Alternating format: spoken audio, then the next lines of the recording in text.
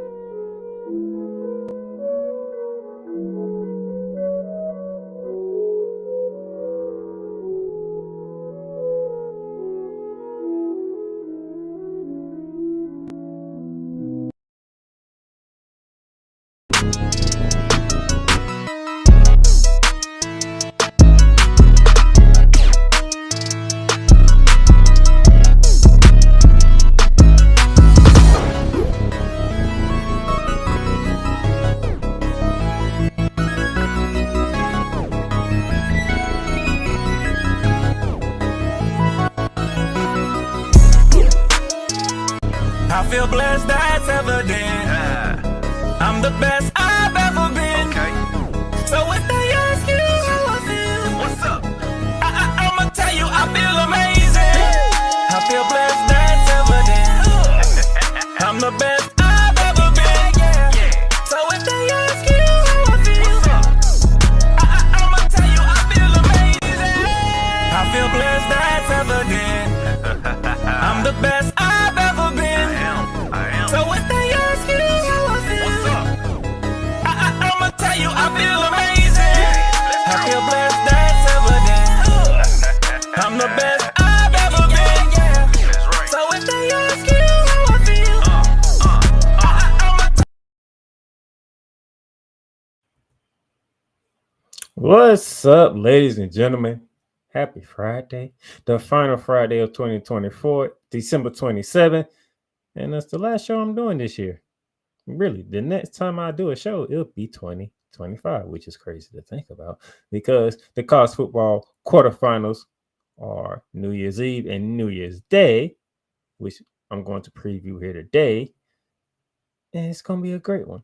Now, the first round was, well, I put it in the show title, Snoozefest.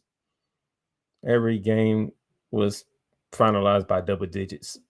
It was underwhelming. As I said in the opener, very underwhelming, but hey, it is what it is.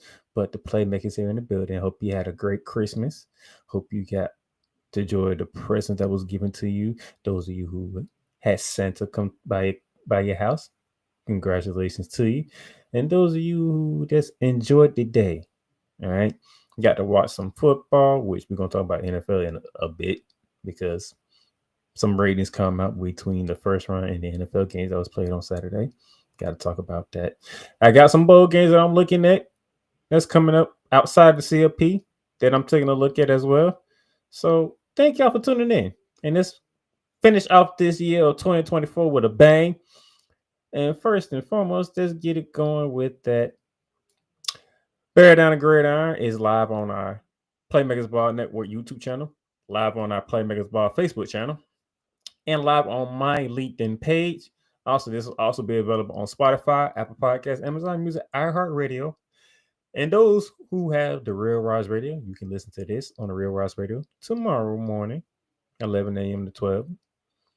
And then you can also listen to it on 502 American Nature later on tonight. Okay. So you have plenty of ways to listen to this episode and listen to Bear Down the Gridiron going forward. as we continue to expand our reach throughout the country, throughout the world, as we talk college football. With that being said, first things first, 2 minute drill. And to begin the 2 minute drill, the NCAA grants waiver to ex-JUCO players while appealing previous ruling. The NCAA Division One Board of Directors on Monday approved a blank waiver granting an additional year of eligibility to former junior college transfers in a similar position as Vanderbilt's quarterback Diego Pavia, opening the door for a wave of college athletes across all sports to spend one more year in college. According to an NCAA memo, the waiver extends an extra year of eligibility in 2025-2026 to athletes who previously competed at a non-NCAA school for one or more years, and otherwise will have exercised their NCAA eligibility following the 2024-2025 season. So if you went to JUCO college this season, especially in football, you can get an extra year to come back to the Division One brand and play college football. Very interesting. This is very interesting.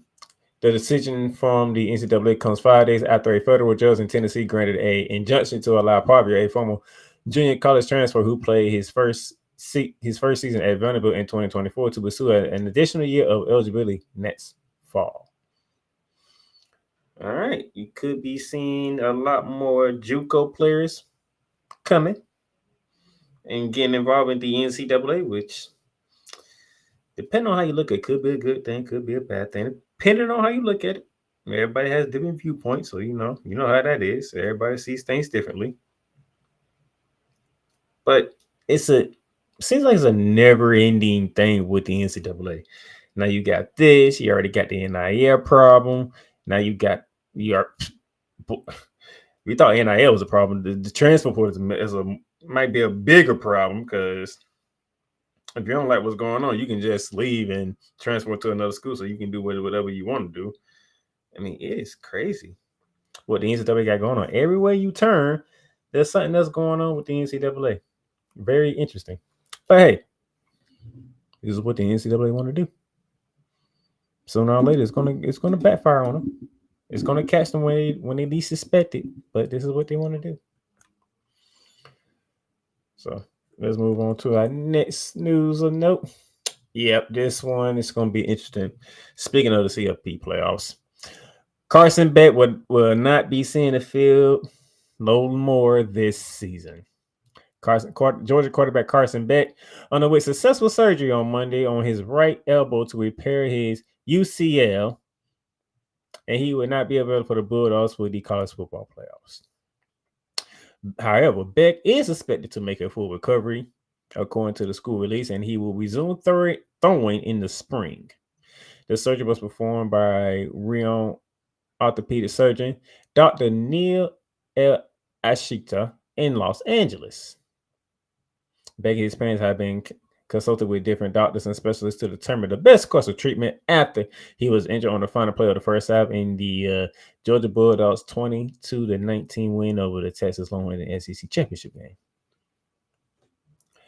So Beck is not with the team right now, as they are preparing redshirt sophomore Gunnar Stockton to take over the helm for the CFP playoffs. So Carson Beck, thankfully you have successful surgery. Unfortunately, you will be missing the college football playoffs, but you should be back and you should be ready to rock and roll when time comes for the following year. Looking forward to seeing you down in Jacksonville, Florida next year when you play Florida. But go ahead and work on your rehab. Get stronger, get better. You know, we don't like injuries. But yes, we're gonna see how this affects Georgia Bulldogs in the quarterfinals. We'll talk about that later on. All right. Colorado has added insurance coverage for Sanders and Hunter. So Colorado Shakur, what it said was a record insurance coverage for quarterback Shedeur Sanders and Heisman Trophy winner Travis Hunter as stars opt to compete in their college football finale in the Alamo Bowl rather than set up and prepare for the NFL draft. This will be their final game. And this might be a game we might be talking about a little later on in the show. Colorado did not disclose the amount of the insurance coverage each received, citing privacy laws. Head coach Deion Sanders and athletic director Rick Joy said it was the largest in college football history, saying, "quote We happen to have two players that are probably going to be the first two picks of the NFL draft. We all know who these two are, and they have received, I think, the highest number of coverage that has ever been covered in college football, as far as anyone that has ever played this game of college football." Close quote. Smart move. Smart move. It's still football. Injuries still can happen on any given play. So you want to make sure. That's why a lot of stars opt out of these bowl games. It's not for the national championship or a playoff game. Because it can happen. It can happen in playoffs. It can happen for a national championship game. We have seen this before. There's no escaping injuries from the game of football. So what Deion Sanders and Colorado has done, I commend you for it.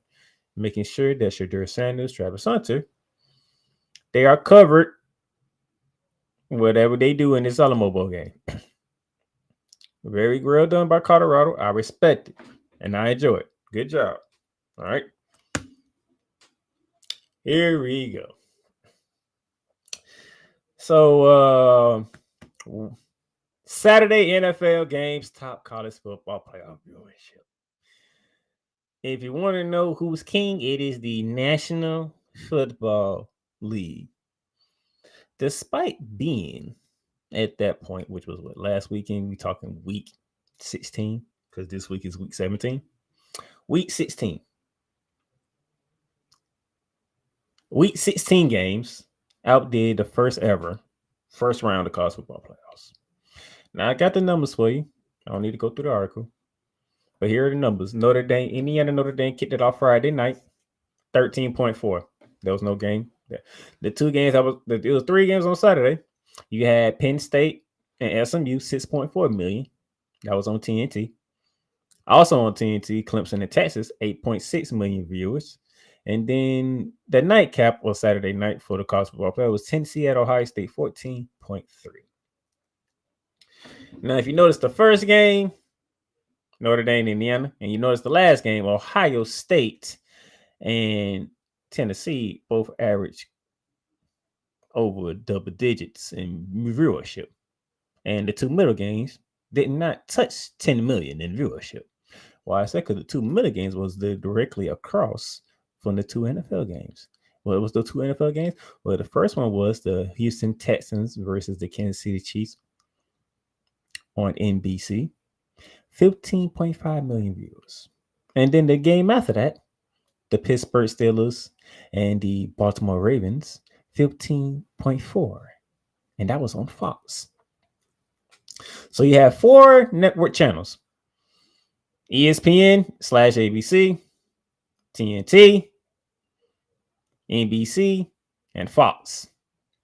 And the 2 stations that covered the NFL, NBC and Fox, 15 million. The highest game was Ohio State, Tennessee, 14.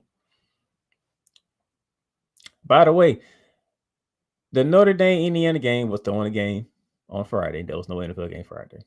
And the Saturday night game, which was Tennessee and Ohio State, that was the only game because the 2 NFL games was in the middle of the day, right at the same time as Ole Miss, Penn State, Clemson, and Texas. As you can see, 6.42 and 6.8 going against 15.5 and 15.4. NFL's king, man. NFL's king. But the performances in these 4 games didn't help as well either. Did not help. Guarantee you it did not help. And trust me, I was able to watch 2 of these games as well. And I can tell you, it did not help.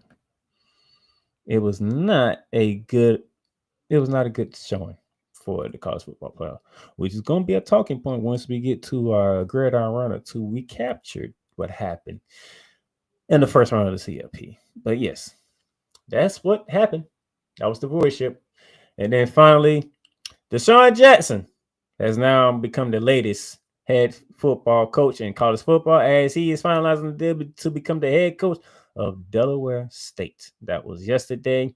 I do believe it was completely finalized now.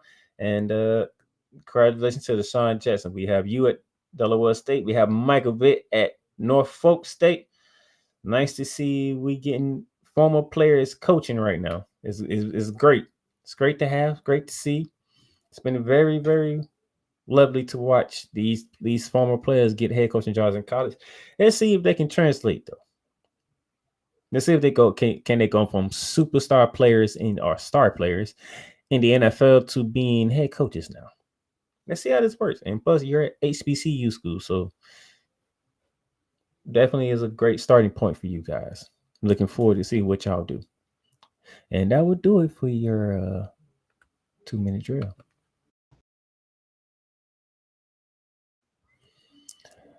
All right. When we come back from our first commercial break, we must talk about it. Yeah, the first round of the CFP playoffs. Not a very good start for the 12-team playoffs, so to speak. So we'll be back. Whether it's news, the largest egg producer finds bird flu in chickens at a Texas plant, weather, devastating tornadoes rip through the heart of the United States, inspiration, a breast cancer survivor completed the journey of chemotherapy, and now begins a future one of matrimony or sports. Michael Jordan is shown on a photo with Diddy. LeBron James has a video extolling the virtues of a Diddy party. This has been yet another beating a dead horse presentation. We got you covered. BS3 Network, in association with Comey Media Incorporated, proudly present The Morning Shift with Cole Johnson. Live every weekday at 8 a.m. Eastern, 7 a.m. Central.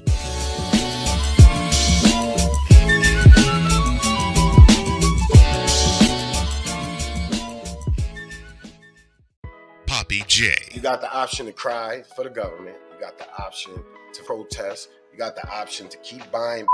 But this is also an option. Wise El Jefe. We're the first tech geeks. We're the first gamers. We're the first everything. Everything. Like Gen X's, we are the ones. BS3 Network proudly presents the crew from the New York boroughs who never wants that smoke. Nah, they want that fire. Poppy J and Wise El Jefe, Fridays at 9 p.m. Eastern, 8 p.m. Central. Check your local listings for your viewing and listening pleasure.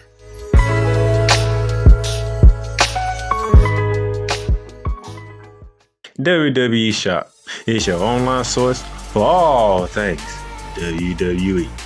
Be a part of the site, man, and score wrestling gear for big events like WrestleMania or SummerSlam. From current superstars to legends, from Raw to SmackDown to NXT.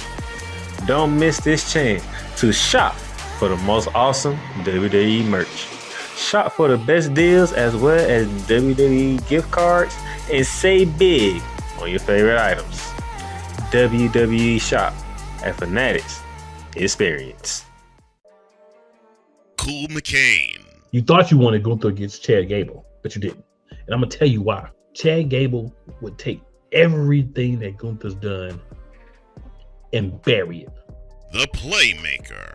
It was on site. AJ Styles walked out there seeing LA Knight. Oh, okay. And then LA Knight hopped out the car. Let's go.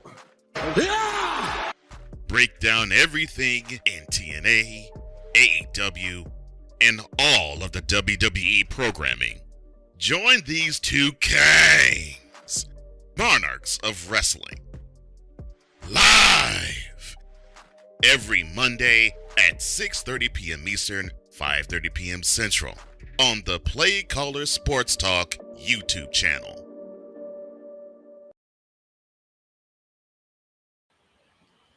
All right, ladies and gentlemen, welcome back to Bearing Down the Gridiron on this Friday. This lovely Friday here, the final Friday of 2024.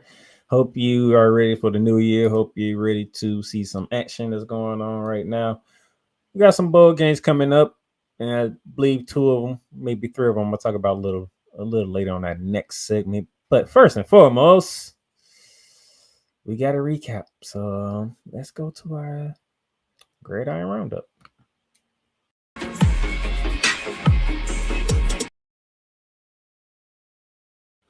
And before I get to the Gridiron Roundup, my brother Wise Health is in the building. What's up, sir? Like I said earlier, he is the head man of the World Rise Radio. So you'll be listening to this episode tomorrow, 11 a.m. on the World Rise Radio station. Shout out to you, big bro. Now let's get to Gridiron Roundup because yeah. These were not fun games to watch. These so began it last Friday with the Battle of Indiana, with the Notre Dame Fighting Irish hosting the Indiana Hoosiers, and the margin might say 10. It was not a 10-point game. Notre Dame had them down 27-3 before Indiana scored the last 14 points to make it a reasonable score. Notre Dame was they was on one, and Indiana had nothing. They had nothing. It was plain and simple. Look at statistics here: 278 yards for Indiana. We talking about one of their highest scoring offenses in college football, the Indiana Hoosiers, and they only can put up 278 yards of offense. So Notre Dame's 394. Notre Dame could have had over 400 yards of offense if they really wanted to. But they was cruising. I think by the time the third quarter hit, they started to cruise because they knew Indiana had nothing to do to make this a game whatsoever. Notre Dame could have literally ran up the score on it if they really wanted to, but they didn't. That's how bad it was on Friday night. Thankfully enough that I am a podcaster, that you did see the commercial of Monster Wrestling. I still had SmackDown to watch as well, so I got to pull a little double duty, knowing this game wasn't going well. As you can see, Riley Leonard passed for 200 yards, 1 touchdown, 1 pick. Walker, 215, 2 touchdowns and a pick. Allison, 37 yards on 11 carries. That's just, you can't win like that. But Jordan Love, on the other hand, or Jaden Love, my bad, 8 carries, 108 yards and a touchdown.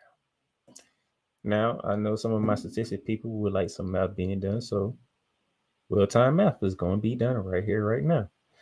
That man had 108 yards on 8 carries.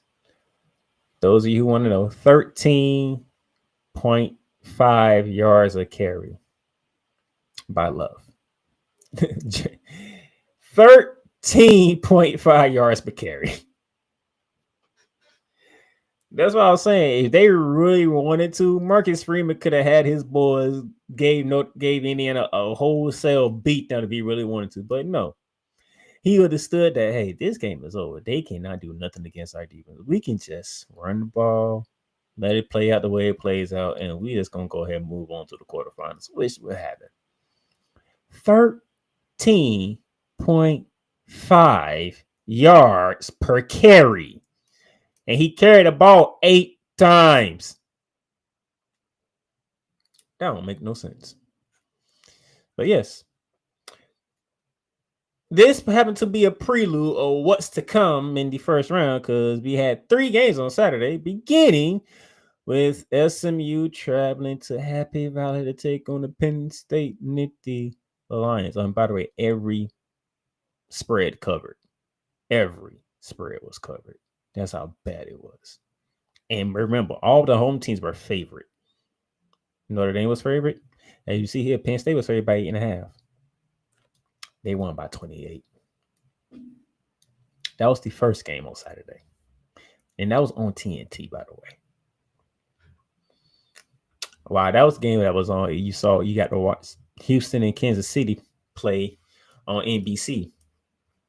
And that game was not even a close game as well. But a lot more people watched that game than this game. This game was underwhelming whatsoever. First half was 28-0. And both teams just traded 10 points each. So you just wrap out the second half. The first half is all you need to see. This is pretty much how that game went. The first half was everything you needed to see, which included a pick 6 by Penn State. I think it was a 59-yard return. I think that was their second touchdown, which made it 14-0. And the snowball effect for SMU kept going. It was they always say teams for the South can't play up north. Well, SMU's from Dallas. They travel up to Pennsylvania. They got their ass whooped. 253 yards of offense, 3 turnovers. Penn State had 325 of offense, only 1 turnover. Time possession not really that bad. 31-12 to 28-48. Not really bad in time possession. But when you turn the ball, they always say this. I heard people like Ryan Clark say it. Tom Brady has said it.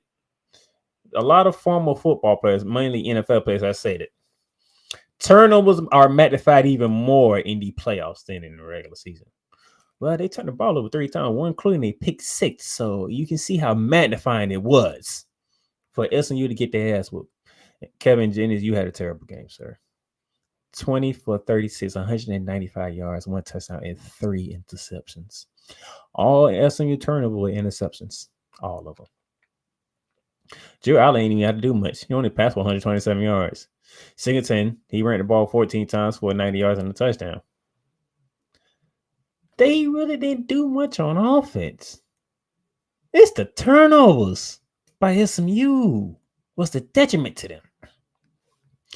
There was no furious comeback in this one. It was straight up ass whooping by the Penn State Nathan Lions. James Franklin, he won. He won this game. Dominant fashion, by the way. The Big Ten is happy about that. They did not want no team from the South, SEC, AC, no team from the South to come up north and win. They are very strict about their Big Ten football. James Franklin understood their assignment. He got his assignment done. He understood, and he got it done. SMU, great year. Hell of a first year in the ACC, by the way. I don't want to poo-poo y'all season. Y'all went 11-3 this season. First year in the ACC. You almost won the ACC, by the way. But, you know, things happen. And then you had to take that trip up to Pennsylvania, and it didn't work in your favor. It's all good. So, learn from it. Bounce back next year. Just bounce back next year, all right? You have a good team. But, man, y'all got your ass whooped. And then the other game that was on TNT at 4 p.m., the 12th ranked and ACC champion, the Clemson Tigers, went to Austin, Texas to take on the 5th-seeded Longhorns. By the way, out of all 4 games, this one was pretty much the closest one, especially in the first half. What should I say, first quarter? Because in the first quarter, we had a 7-7 tie, and then Texas ripped off 21-3 in the second quarter, and that was all she wrote for the Clemson Tigers and the ACC champions. I'll give Clemson this. You had that look. You're like, Clemson might be coming back here, you know, because Steve Sarkisian kept going for it on 4th down and started kicking a field goal. Which I had no idea why. And if Cole Johnson was here, I would love to ask Cole Johnson if he was here. I don't know if he's watching or not, but I would love to ask Cole Johnson, what in the hell was your coach doing? What the hell? Like, bro, you are up double digits. Why are you not kicking the field goal? Like, he kept going for it on 4th down. That's the only problem I have with Texas right now. Because I'm trying to understand why you kept going for it on 4th down. Like, let me get, before I go to the team statistics, let me put up the full team statistics here because I want to see this. 1 for 4 on 4th down with the Texas Longhorns. Mind you, they never trailed. I think they trailed once in this game. I think at one point. No, I'll take that back. They never trailed in this game. I think that's what bothers me the most. I'm looking at this. No, they never trailed. For a team never trailing, why is you 1 for 4 on 4th down? Why is you going for it 4 times on 4th down for anyway? You never trailed in the game. What was you? What? I honestly tell you, this is a 14-point margin, but this should have been easily, and I do mean easily, should have been a 21 to a 24-point margin victory. You can easily add 10 more points to this, or at least 9. The amount of time he went for it on fourth down, I'm like, dude, get the field goal. Let's get the field goal. Clemson, they trying, but it's not working for them. And yet, you don't get it. You give them a little bit of momentum. They take advantage of them in some type of way. That's why they scored the most points from any visiting team of the week. Out of all the visiting teams from the first round, Clemson scored the most points, 24. They shouldn't even got that. The only reason why they got that because at least 2 of them turned Texas away from points, was turning into points themselves. So you easily talking about a 10 to 14 point swing because Steve Sarkisian wanted to go for it on the fourth down 4 times when he never, ever trailed. This is what I see. It's stuff like this that's going to get Longhorn fans mad at Steve Sarkisian. Don't you do this next time. Don't you do this in the quarterfinals. And if you get past the quarterfinals, don't you do it in the semifinals. You take the points that are given to you, sir. You was up. Clemson had nothing. They was trying their butts, but you were too better than them, okay? It was one of them games where Clemson, you can do it, but the other team on the other side is just better than you. And it showed on the field. But you just kept going for it on fourth down. You just kept going for it. Don't make no damn sense. Didn't make any sense whatsoever. But other than that, now let's get to the team statistics here. 412 yards of offense for Clemson, for almost 500 yards of offense for Texas. You see my point? These dudes almost right there, 500 yards of offense. Clemson's defense could not stop them. So the simple fact that you went forward 4 times on fourth down when at least 3 of them could have been field goals, that's 9 more points. And them 9 points you can take away from Clemson and add it to yours. That could be your actual final score. That would be what, 47 to 13. No, 47 to 15. That could have been your actual final score if you really wanted to. You just would kick the damn field goals and had them travel the whole damn way. But no, you wanted to go for it. Caleb Cupnick, 336 yards passing, 3 touchdowns and an interception. Quinn Ewers wasn't really needed. 202 yards passing, 1 touchdown, 1 interception. Blue, 14 carries, 146 yards and 2 touchdowns. That's over 10 yards a carry. I can tell you that right now. But those of you who might analyze people, I'm gonna give you your official statistics. Another real-time math right here. 146 yards per carry. You're looking at 10.4 yards a carry. Do you see a theme here? Home team has a defense and can run the football. It's pretty much what's been happening here. That's pretty much what's been happening. I've not seen a home team that threw 300 yards.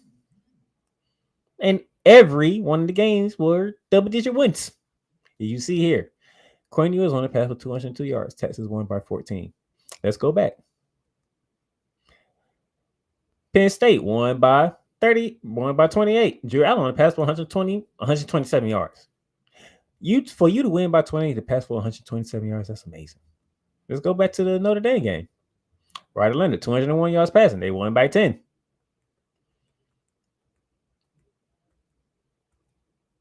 See? That's all it is. You're at home. You control the environment. You see your running game working. You see your defense playing lights out. No need to force it. Do what we do.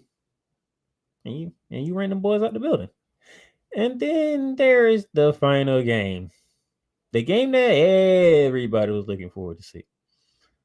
The Tennessee Volunteers traveling up to Columbus, Ohio at the Horseshoe to take on the 8th-ranked Ohio State Buckeyes. A Buckeyes team that are reeling from a 4th consecutive loss to the Michigan Wolverines. Ryan's day job is on the line. How you lose to this Michigan team out of all the years. And now we got Tennessee. If you lose this is a Southeastern Conference team. Don't you lose this game, Ryan Day. And when Tennessee took over College Game Day. The Tennessee volunteer fans were there at College Game Day. The Ohio State fan, they was home. They were home. They were chilling. They didn't want no parts of College Game Day. And then AG hops and he's like, "Nah, I'm not worried about the fans. Nah, they home chilling. They getting ready for the game. They'll be here tonight." That was AJ Hawk's words before he was the guest picker. That was his words. His words. He wasn't worried. And sure enough, I'll be damn. I be damn. 42-17. Ohio State trumped out 21-0, and I watched all three of them touchdowns. It was like, what the hell has happened here? Then, Tennessee got down to 11. You thought they was going to come back, 21 down. You went from down 21-0 to 21-10 at halftime. You feel good about yourself, and then that third quarter happened, and it was lights out. It was a done deal. That Ohio State defense came out ferocious. That offense, Chip Kelly was in his bag for this game. They wanted to send a message, and they sent the message. But as the person that I am, I can tell you when this game was actually decided. This game was actually decided before the game even took place. This was decided before the game even took place. Why? Because Tennessee thought this was a great idea. The Tennessee volunteer players thought it was a great idea. That this was a great idea. Everybody else want to talk about it. I might as well talk about it as well. Y'all really thought this was a great idea. Send a message. We ain't afraid of cold. We don't care how cold it is. By the way, it was like 27 degrees there. By the way, 27 degrees in Columbus, Ohio, Saturday night. Remember, it's a night game, so it gets worse. And then they thought this was an idea. And that ass whooping took place right afterward. Now, it's great for Ryan Day. Great for the Big Ten because they didn't have to worry about listening to SEC fans saying, yeah, we took our asses up to your damn building and we whooped y'all ass. Nope, you don't got to worry about that for the time being. Nope, you don't got to worry about that. The North defended home turf. The Big Ten got the 2 wins that they most needed from the first round, Penn State and Ohio State. But let's dive more into this. 256 yards of offense for the Volunteers. They didn't even turn the ball over. Ohio State full 73 with a turnover. But they still whooped that ass. Thoroughly. And I do mean thoroughly. Nike Mulayava, barely over 100 yards passing. 104. You see Lewis there because Sampson didn't make it through the game. Matter of fact, I don't even think Sampson made it through the first quarter. That's when I should have known this game was going to turn. They didn't have Dylan Sampson for the running back spot, which really hurt Tennessee. And then on the other side, Will Howard, 311 yards passing, 2 touchdowns through the air and an interception. The only quarterback to throw for 300 yards in the first round of the playoffs. Trayvon Henderson, 10 carries, 80 yards, and 2 touchdowns. Jeremiah Smith, the sensation rookie, or so I say freshman for Ohio State, 6 catches, 103 yards, and 2 touchdowns. Ohio State wanted to send a message, and that's what they did. They sent a loud and clear message. Very loud and clear. It was an ass whooping. All 4 games turned into Snoozefest. That's exactly what it was. It was terrible. The first round of the playoffs was not what it needed to be, but that was the first round of the college football playoffs.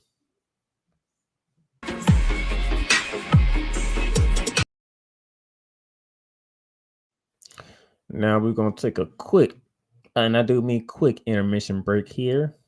And then when we come back, I got some bowl games I'm looking at outside of the CFP. Just outside, real quickly. But real quick, take this real quick break.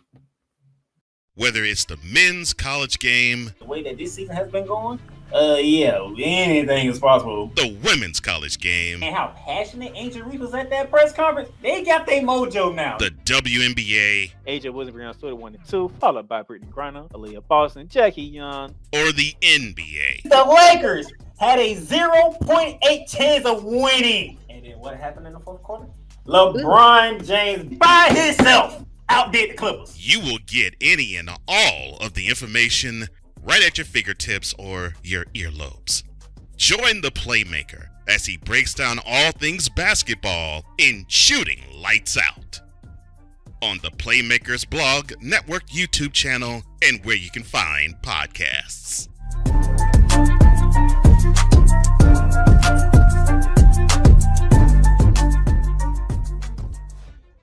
The Big Ten, How would people on the campus of Ohio State University, how would they look at Ryan Day? the SEC, Until somebody can show me that they can beat Georgia outside of Alabama, I gotta roll with the Bulldogs. the Big 12, Mike Gundy, show me something. I picked you last year, okay?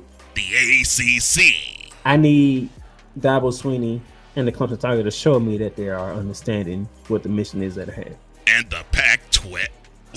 Whoa. I'm sorry, the Pac-2.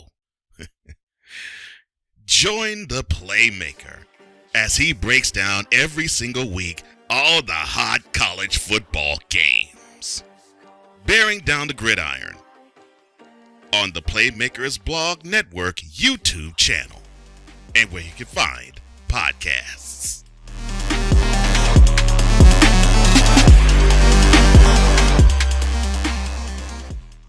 Rams fans all around the world. It's a beautiful thing to be a Rams fan right now. Stafford's back. We will see about Cup. And running back Kerryon Williams to return. Lend me your ears, or should I say lend Playmaker your ears, as he breaks down week by week everything in the Los Angeles Rams canon. Number 99, Aaron Donald. Can't wait for 2029 to come to know that you are going in the Hall of Fame, and it should be first ballot, no questions asked. Join the Playmaker as he breaks down everything Los Angeles Rams style in Ramily Talk on the Playmakers Blog Network YouTube channel and where you can find podcasts.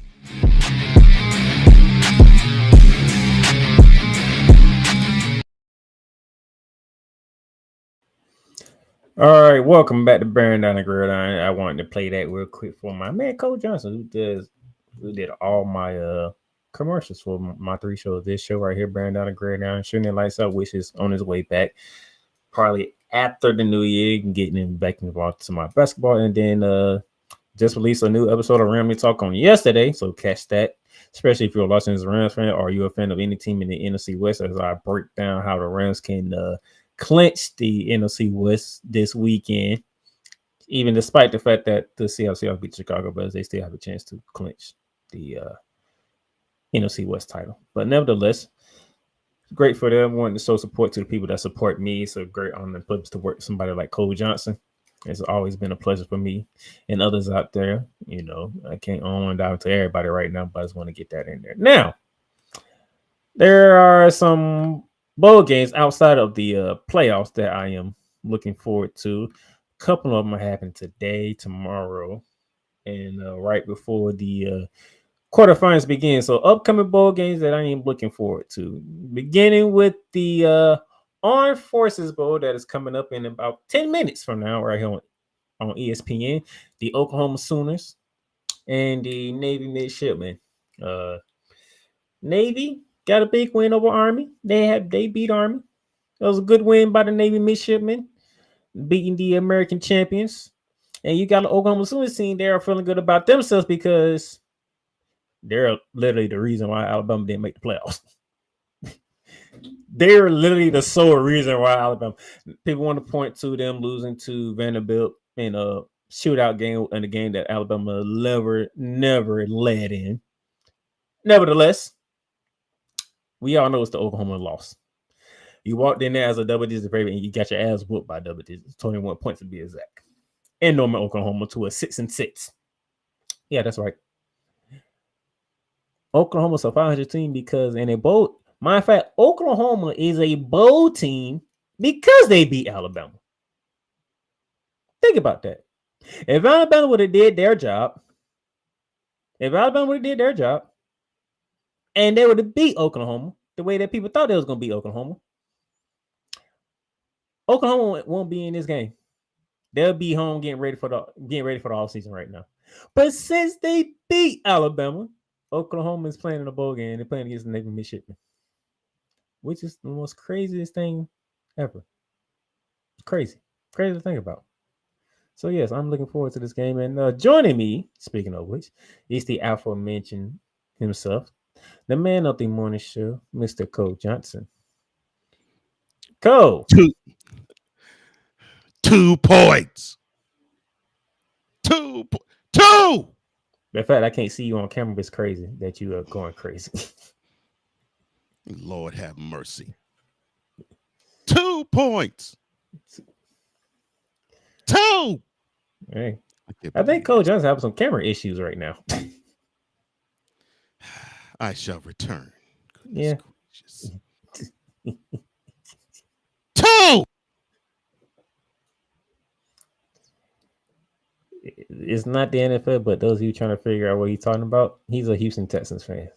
So I think y'all can put 2 and 2 together.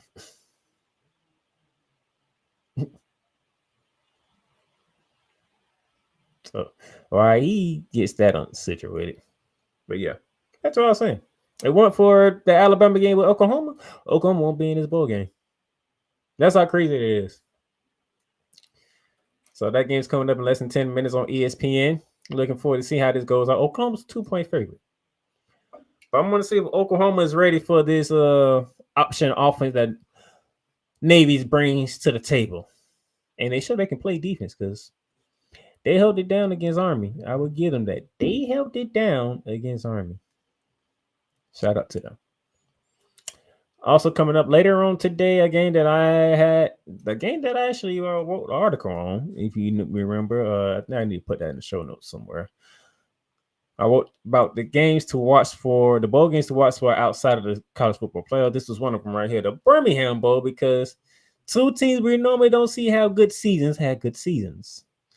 In the ACC, you have the Georgia Tech Yellow Jackets, as they are doing battle against the Vanderbilt Commodores. Okay, you have 2 quarterbacks who have led their team to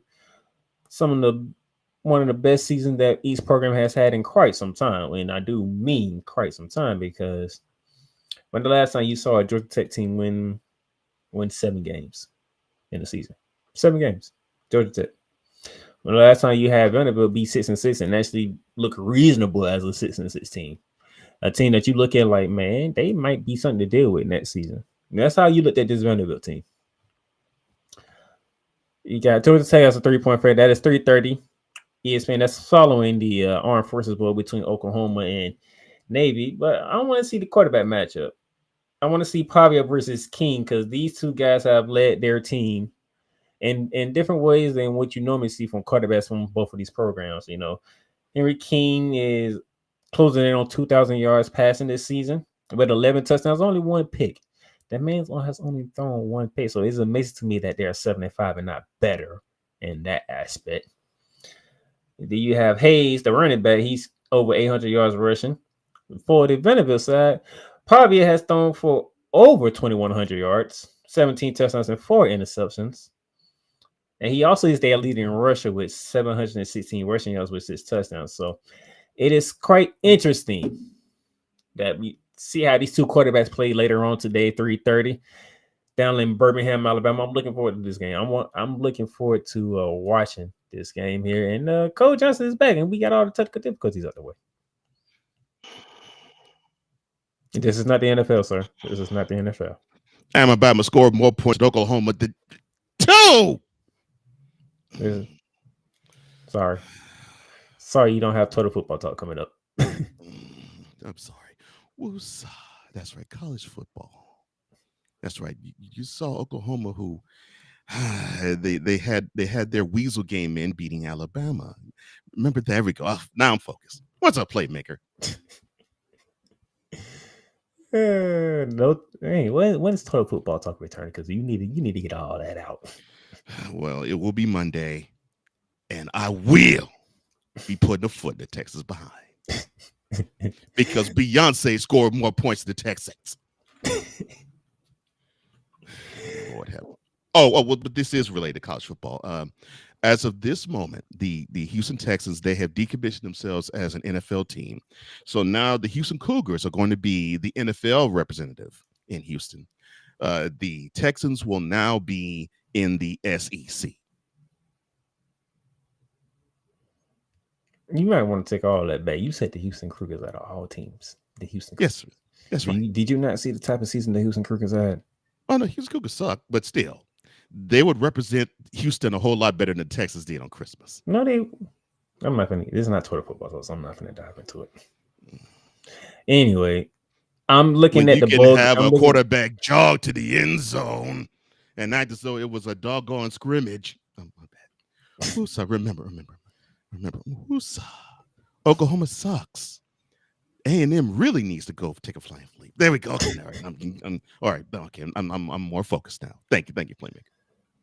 Anyway, I'm doing those bowl games that are coming up before we get to the quarterfinals, and one of the games I'm looking at. SMU represented Dallas beautifully in Happy Valley. Oh, now I feel really good. Okay.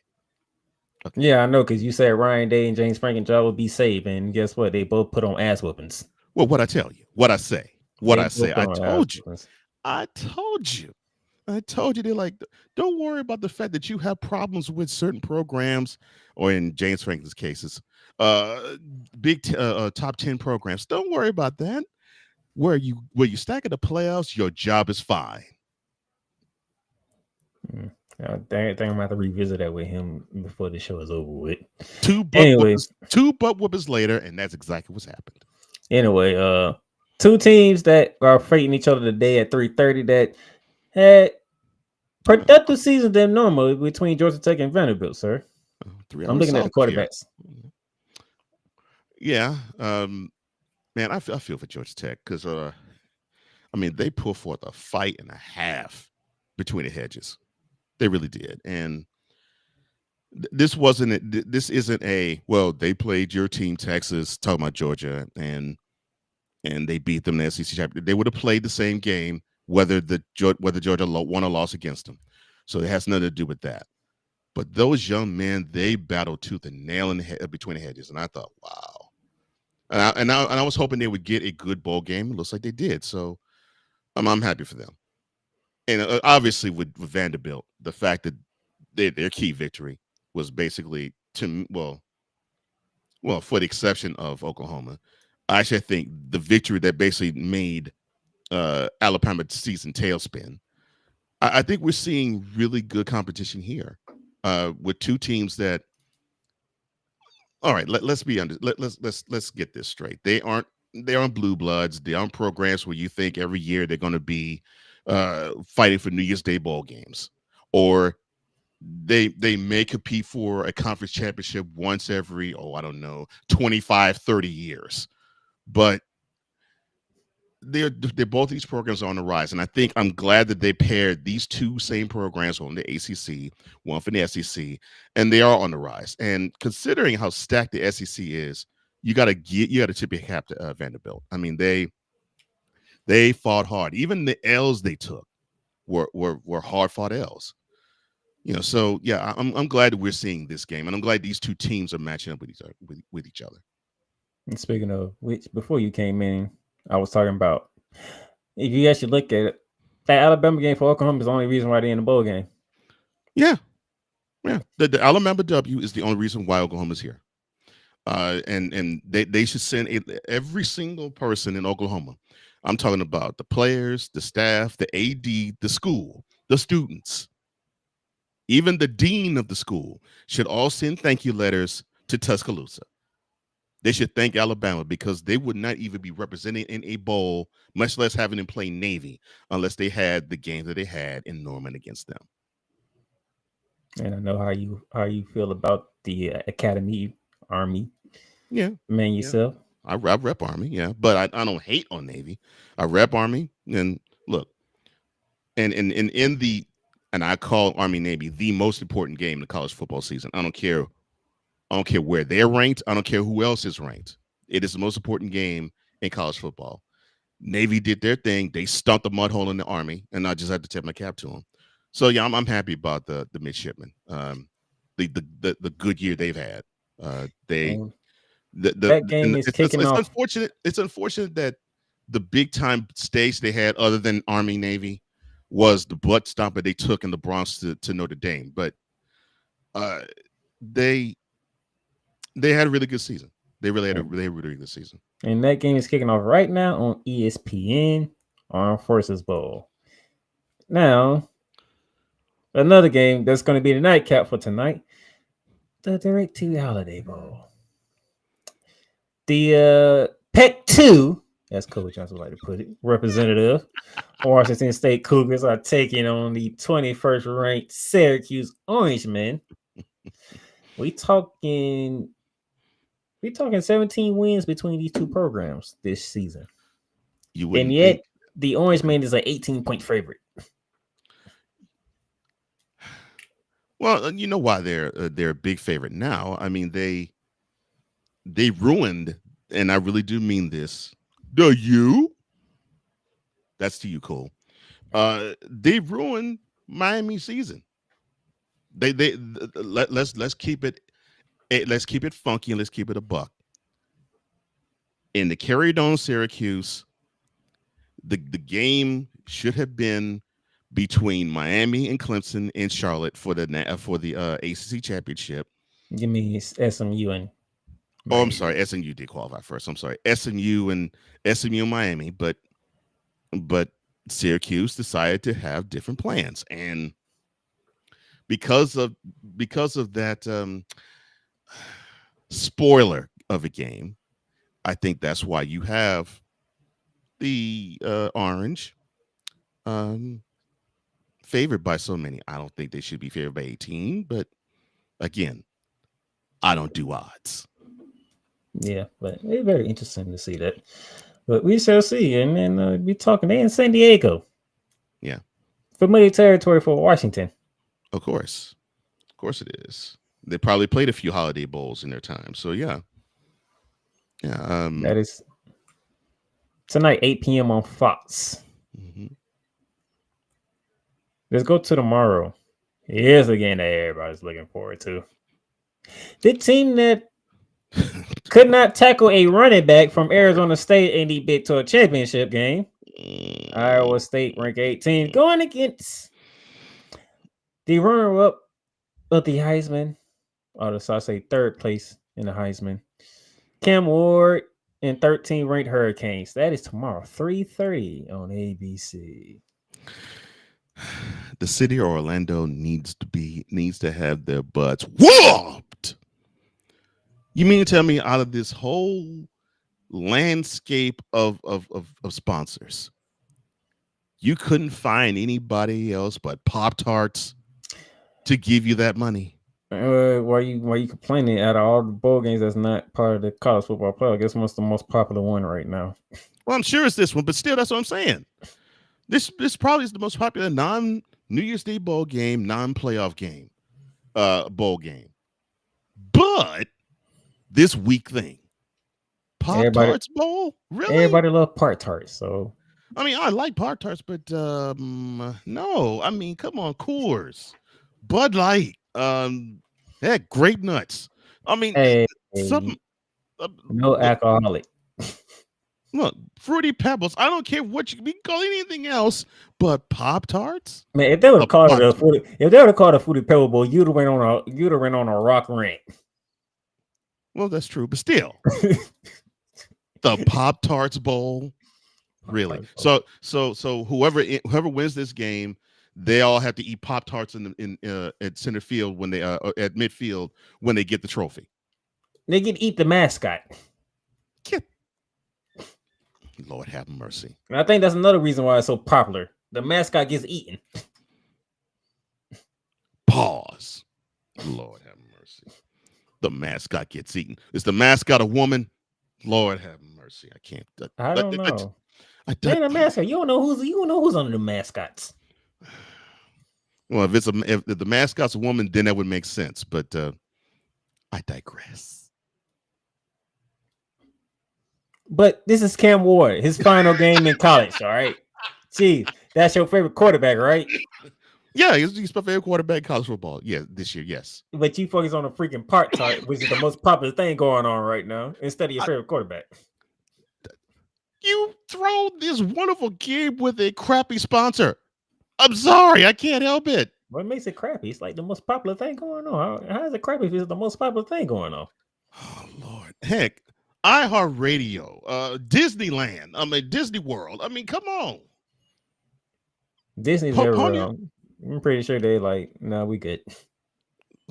I mean, because Disney World is not that far from Orlando. I mean, that would be perfect. I mean, what, you could chunk a stone and hit it. I mean, this would be perfect.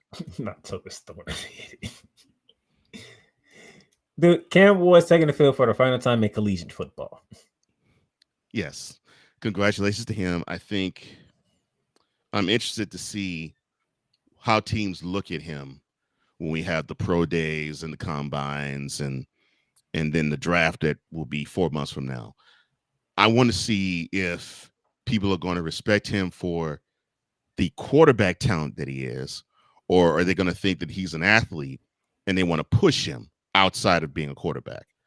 I hope that they look at him as a quarterback, because the way he led the Hurricanes this year, I'm interested to see how that translates to Sundays. Does he play the full game? Does he play the full game? I have Miami winning this. I don't think he will. You don't think he will? No, I think he'll probably give you 3+ quarters. 3+ quarters. So, yeah. And a team that you're familiar with, Iowa State and Matt Campbell. Mm-hmm. Do you see them responding after what happened to them down in Jerry World? Well, considering they got run all over the place, they're gonna have to. Unfortunately, I think Miami has what it takes to do similar things to them that Arizona State did to them, but I don't think it's going to be quite as bad, because I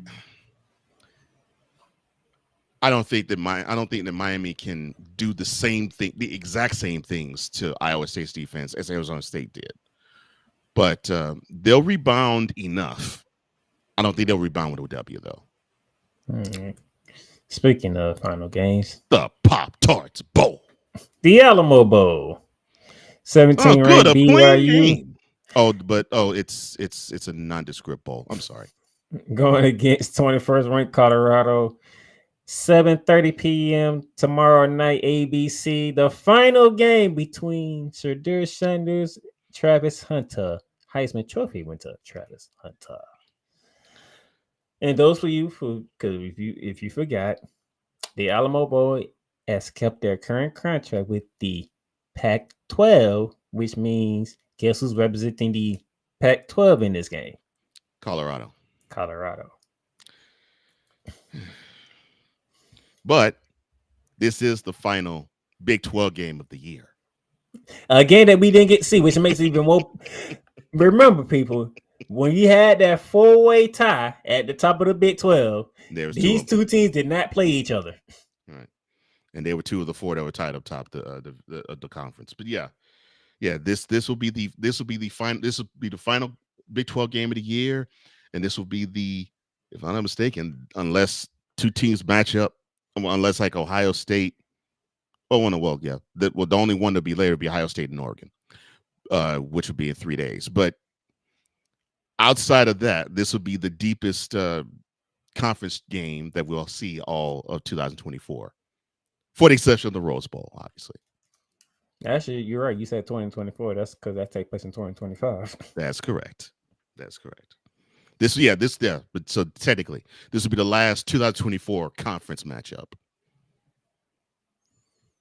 Yeah, because when I saw this originally, I was like, wait a minute, why are they pitting 2 Big 12 teams in a bowl?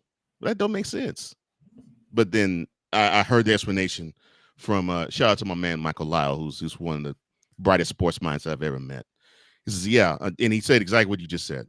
It's like, it's a deal that the the Alamo Bowl had between the Pac-12 teams and the Big 12 teams. I was like, oh, okay, so Colorado was slide as the Pac-12. Okay, got it. All right, that makes sense because BYU's been the Big 12 for a couple of years now. So I'm like, okay, I get it. All right. But this is the last hurrah of the Sanders and Hunter. Yeah, I was about to say both Shiloh and Shador because I think they're out the door too, along with Travis Hunter. This is going to be an interesting game. San Antonio, gear up. This is going to be probably one of the most anticipated games of the bowl season as well. Unfortunately, the winner won't be eating Pop-Tarts at midfield. But hopefully you like the Riverwalk and the Tour of the Alamo. I wanted to see how these two teams actually would face off against each other this year, and I was disappointed that they didn't schedule one another. But I'm like, oh, so I actually do on the back end get to see what I wanted to see all along. Yeah, that makes it very intriguing. Mm-hmm.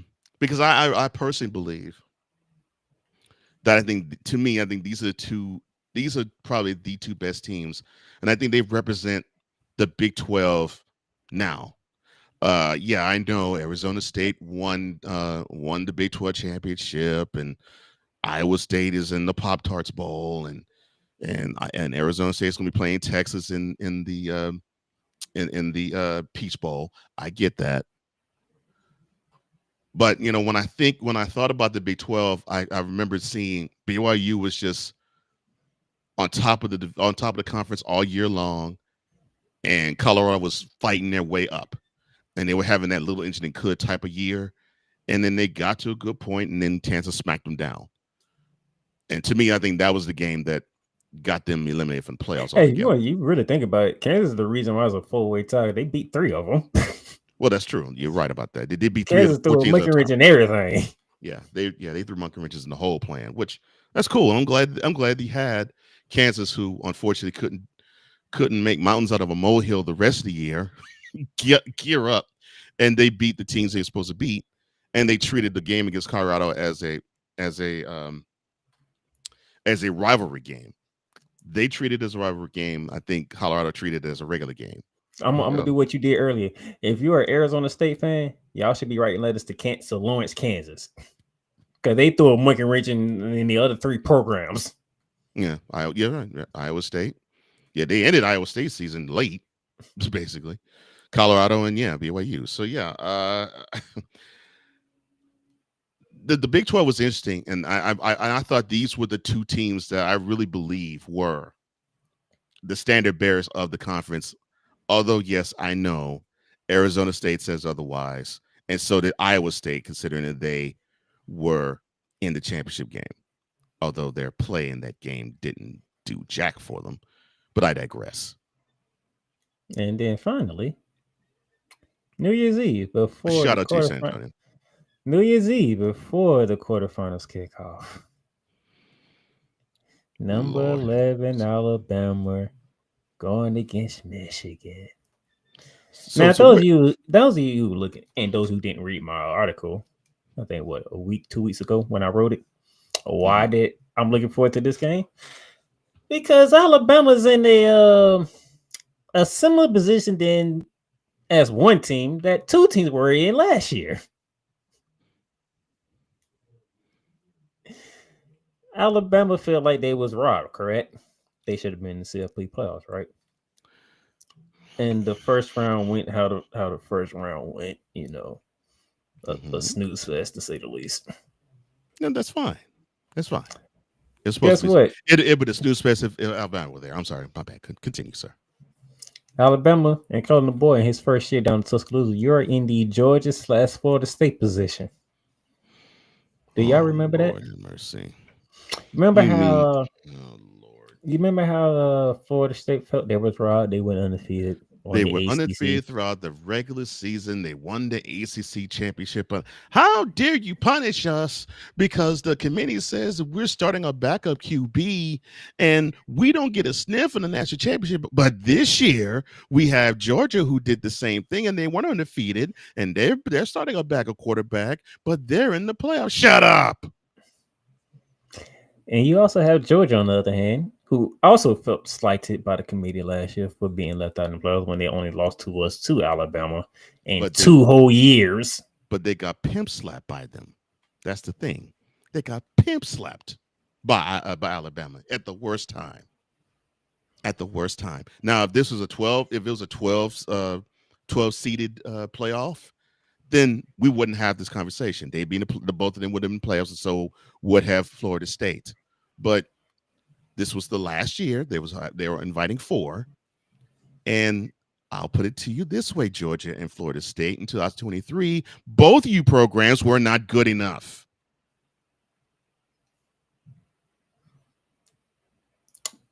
And you know what? Yeah, you know what the bowl committee did? Well, since we have Georgia and we have Florida State not in the playoffs, let's put them against each other in the Orange Bowl. One team said, "All right, fine. We're going to accept your decision, and we're going to show you why you made the wrong decision." And the other team said, "Middle finger, all you hoes." What he said. So, what philosophy does Kevin DeBoer and the Alabama team deploy? Do they deploy the Georgia Bulldogs philosophy or the Florida State philosophy? And mind you, you seen what that Florida State philosophy did to them this year. Well, if I was DeBoer, I would show them the whole game they played in Nashville. And I'd say, you remember this team? You were coming off a big time high. You just whooped Georgia, the now current SEC champion. You whooped them.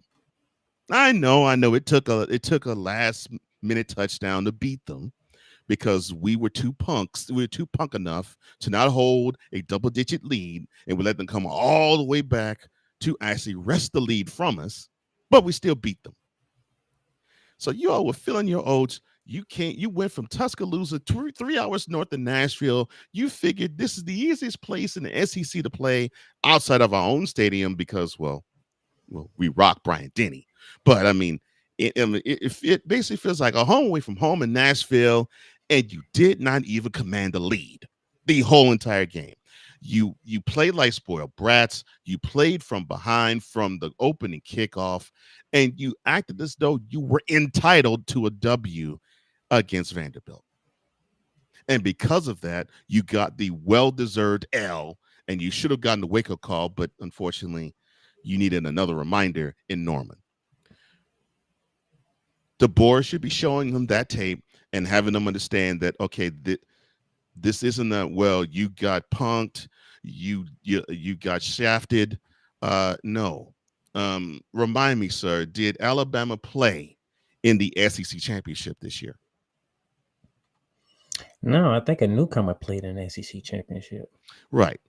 So if Alabama played in the SEC championship and they took the L to Georgia, then I would see that they got shafted. However, you took not 1, not 2, but 3 L's, and only one was justified.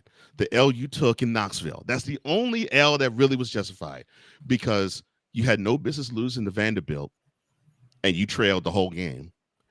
And you most certainly had no business only scoring a field goal in Norman against a whack. And I'm not saying this because I'm a Texas fan and I'm throwing shit at Oklahoma. I'm just being real. You know that Oklahoma this year was a whack team. You played against a whack Oklahoma team and only managed a field goal. Remember, we said earlier, if it weren't for y'all, Oklahoma wouldn't even be playing Navy today, as of right now. Right. Why would the committee award you with the playoff spot when you took 2 L's that you did not have any business having? And the crazy thing is, guess who y'all playing against? Y'all playing against the team that beat you in the playoffs last year. Yeah, I'm about to say 12 months ago. Yep. In fact, another day would be exactly 12 months ago. 11 months, 31 days ago. And for some, I'm sure it's not all, because I know turnover is rampant in college football. But I know It's for stupid some, rampant. but I know for some in Alabama, they probably would want to actually look at Michigan and say that this is get back. But I know they're not the same teams, obviously, because both of them were in the national semifinal last year. So you don't have the same teams. You don't even have the same two coaches on the sideline as 12 months ago. So these are two different teams with two different head coaches, with two different mindsets, and actually traveling two divergent roads. Because Michigan can't even defend a national championship, and Alabama, well, they couldn't even sniff the opportunity to defend the SEC championship. So Alabama should come into this game not acting like they've been pampered and not acting like they're spoiled, because if they do, we will see another L similar to the likes of Vanderbilt and Oklahoma in this timeshare bowl. Down in Tampa. No excuses. Rely Quest. Tuesday, December 31st, 12 p.m. New Year's Eve. And those are the bowl games I'm looking forward to coming up. All right. One final break here, and then quarterfinals talk. We'll be back. 2 points.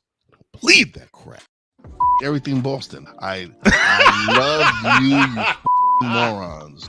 New Kids on the Block, New Edition, Dear whatever the law firm is. Sincerely, the U.S. Supreme Court. Ben Affleck, Matt Damon. Go yourself again, Jason Whitlock.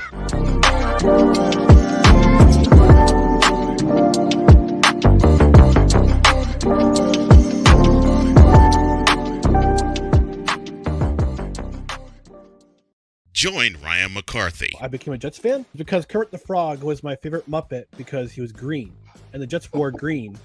That's how I became a Jets fan. and Dustin Henry ESPN is cashing all in on let's pay a few personalities and we'll just kind of fill in the gaps. as they walk you through all of the world of sports from their perspective. The Albany Empire, it's a literal circus. No credentials required. Where, Ryan, say the tag. Where you don't need a press pass to talk sports. Every Monday at 8 p.m. Eastern, 7 p.m. Central. On YouTube and where you can find all podcasts.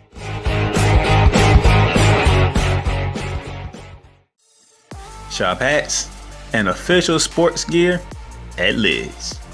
Lids is the leader and #1 destination for hats, gears, and everything that moves you, making it the perfect shop for fans to find official sports hats, merchandise, and gear. Represent your team, your town, and your style with a snapback adjustable fitted hat or beanie from thousands of college and pro teams. Browse the very latest sports jerseys and t-shirts from the best teams out there. Lids has officially licensed professional and college sport team apparel and hats featuring the hottest brands and trends. Shop online or visit one of the 100 stores across the country. Locker Rooms by Lids. In a world where chronicles of the past are brought to the streams, whether the content is relatable or completely beyond your realm of life, there is no shadow of a doubt that this show is absolutely full of shenanigans. Get ready for D. Willie in the evening, this Sunday at 10:05 p.m. Eastern. exclusively on Sertoba Media, where the struggle is real to be awesome.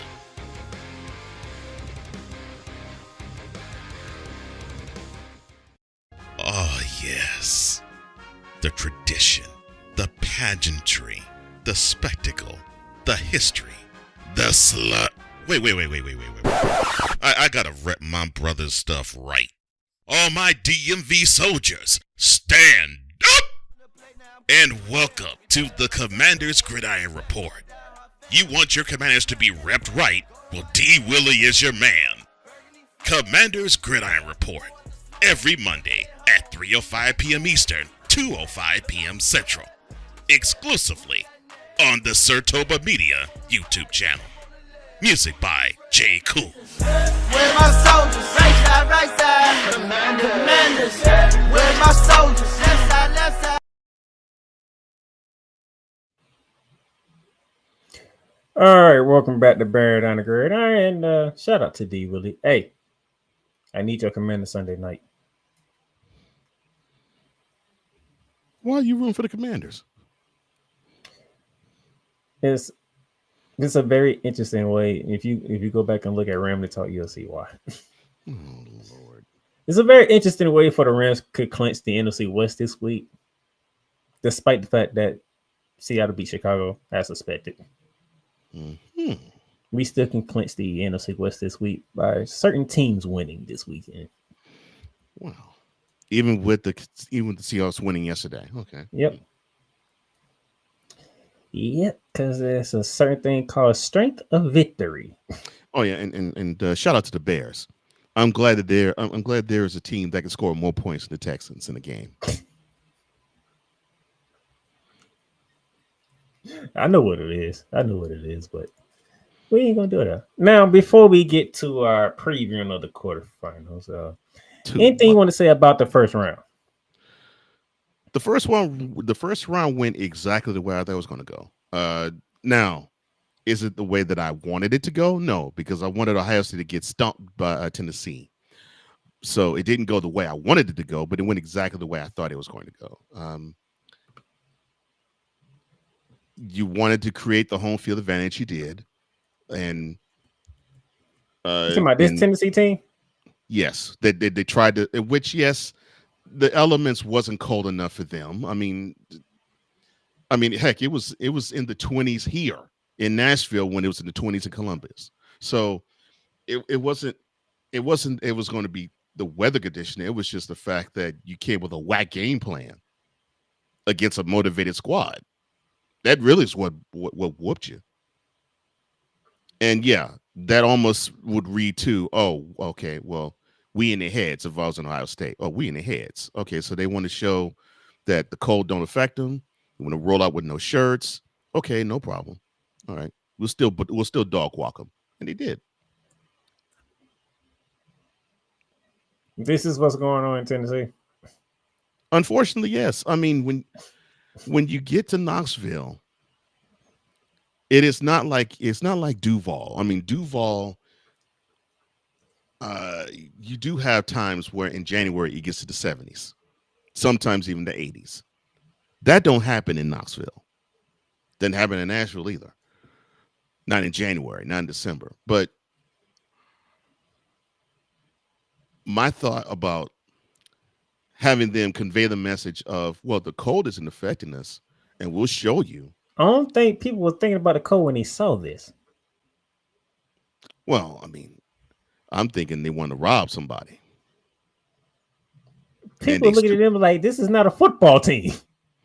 And they stupid. I mean, play your game. It was that bars all over Tennessee. Yeah, I was like, yeah, play your game. Like, is anyone of y'all in shape or anything? Well, see, I don't do that with the childish boys. Now, if this is NFL, then yeah, I'd go hard and go ham on that. But these are college boys. I mean, we're talking between 18 and 22-year-olds. They encourage hosses to not be ripped and look like Lex Luger. I ain't saying that. See, Playmaker gets the reference. Most of you might not. I did get the reference, but this is what the talking was before when the game kicked off. I was like, oh Lord, this is not good. But I mean, it made those in the Big 12 happy. Be like, look at that. So y'all in the South, y'all looking like y'all had corn-fed niggers. I thought y'all were lean athletes. What happened? That was not good. That backfired. Well, and it should have backfired. But like I said, Tennessee, Heupel, Joshua Heupel. Why did you allow the elements to play a part in your preparation, in your game? Why? Why? You already have, from what I can understand, what I could ascertain, even what from Playmaker could ascertain, and at least an offense that can travel. You can run the same type of offense if you were to play this game in Miami as you could if you were playing this in Portland, Maine. I mean, the offense travels. So you have to prove that, oh, well, it's in the 20s. This don't affect us. You don't have to do that. But in doing so, you basically lost the psychological battle right then and there because Ohio State was, we got them. We got them. The cold is so affecting their thought process. They're not even focused on the opponent and the task at hand. And the final score proved that 42-17. But look, the home field advantage in South Bend, in Happy Valley, in Austin, and in Columbus, all four sites, it was wonderful. It was great. I enjoyed that aspect of it all, and it did feel different. And I liked how different it felt because it wasn't. It felt as though it had more to it than the hottest rival that comes into your building. Like it didn't feel like it was USC that was coming into South Bend or Oklahoma, which they never come to Austin. But I'll say A&M. You know, A&M coming to Austin or Michigan coming into Columbus, which you experienced that a month ago, and you never mind. And heck, you could pick a rival. It could be Michigan, Ohio State, Michigan State, a big time rival that comes into Happy Valley. It seemed that it was even more intense of an atmosphere in the stands and with the home team that was playing. And I really enjoyed that aspect more than anything. So from that end, I got exactly what I thought I was going to witness.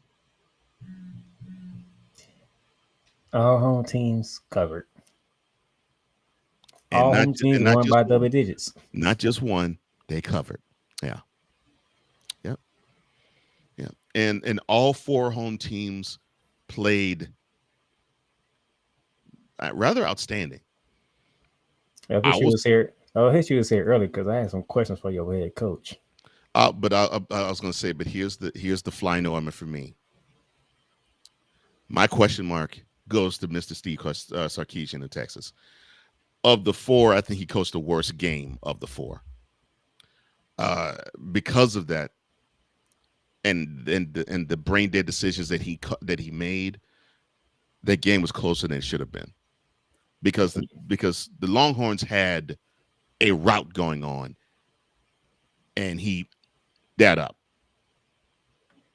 He wasn't even here earlier, and he pretty much said what I said. And he wasn't even here earlier when I did that. I mean, there's no excuse. Texas had a route going.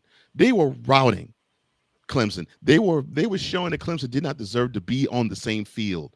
And then for some reason, somewhere in the third quarter, Sarkisian decided to have a brain fart. And then it took him to the middle of the fourth quarter and say, "Oh, wait, whoa. Oh, I messed this up. We now have a game. Okay, we got to put these guys away now." No. That's the only blemish. Outside of that, Marcus Freeman called a flawless game in South Bend. Marcus Freeman took it easy on Indiana. He could have blew them out. He did, but he still called a flawless game, though. James Franklin, he called his best game of his college career against SMU. And Ryan Day, he had his best performance as a coach against Tennessee. I can't say enough about those three. Sarkisian, you faltered a bit. but you played well enough and you had enough talent to where it overcame your foibles and your bloopers and your flop of decisions. With that being said, let's get to it. The playoffs are set for the quarterfinals. Fiesta Bowl, Peach Bowl, Rose Bowl, and the Sugar Bowl. Beginning New Year's Eve, December 31st, 7 p.m. ESPN, the Fiesta Bowl, the 6th ranked Nittany Lions coming off that destructive win of SMU. They are now be facing the Mountain West champions and the 3 seed Boise State Broncos down in Glendale, Arizona. What's a verbo? I'm sorry, my bad. That was I did not mean to blurt that out so much, so hard. I'm sorry, my bad. You're doing so well setting that up, and I just blurted that out. I'm sorry. All right, sir. First game on the docket is the game that you are most concerned with because I see a single digit number in front of Boise State, and I see James Franklin on the other side. Wait, all right. I want to make sure. I want to make sure this is how it is. So Boise State, I know they're seeded 3 in this playoff. Is that their rank? I don't think they care about rankings anymore. It's what you see today. Okay. The reason why I ask it that way, is there might be a slight chance. It might be a scintilla of a chance. Let me put it like this. They're not going to show the ranking. They are going to show the seed when this game is played. So basically, they're going to do it like how they do the NCAA tournament, where they don't do rankings or where you were ranked. It's where you're seated, basically. Yes. Okay. All right. See, there might be a scintilla of hope for James Franklin's team. They may be able to win, and it may be against a team that is not ranked 11th and lower, or seeded in this case 11th or lower. And I was going to say that chance would be that's what they seeded, but where they're ranked. But if that's going to be taken off the table, I see an L. I want to believe that Penn State has turned the corner. I want to believe that they know that they are more talented 1 to 100 than Boise State is.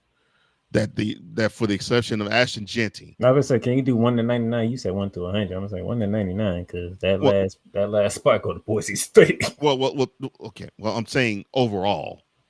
Overall 1 to 100. Penn State has more talent that's going to go into the pros than Boise State is.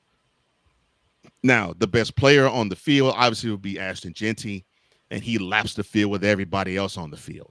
I understand that. There isn't a question in my mind about who's the best player in this game. All eyes are going to be on Mr. Genty, as it should be. Penn State should turn the corner. They should take the game they played last week against SMU and say that this is who we really are. And they should take that effort, especially defensively, because defensively, that's where it started.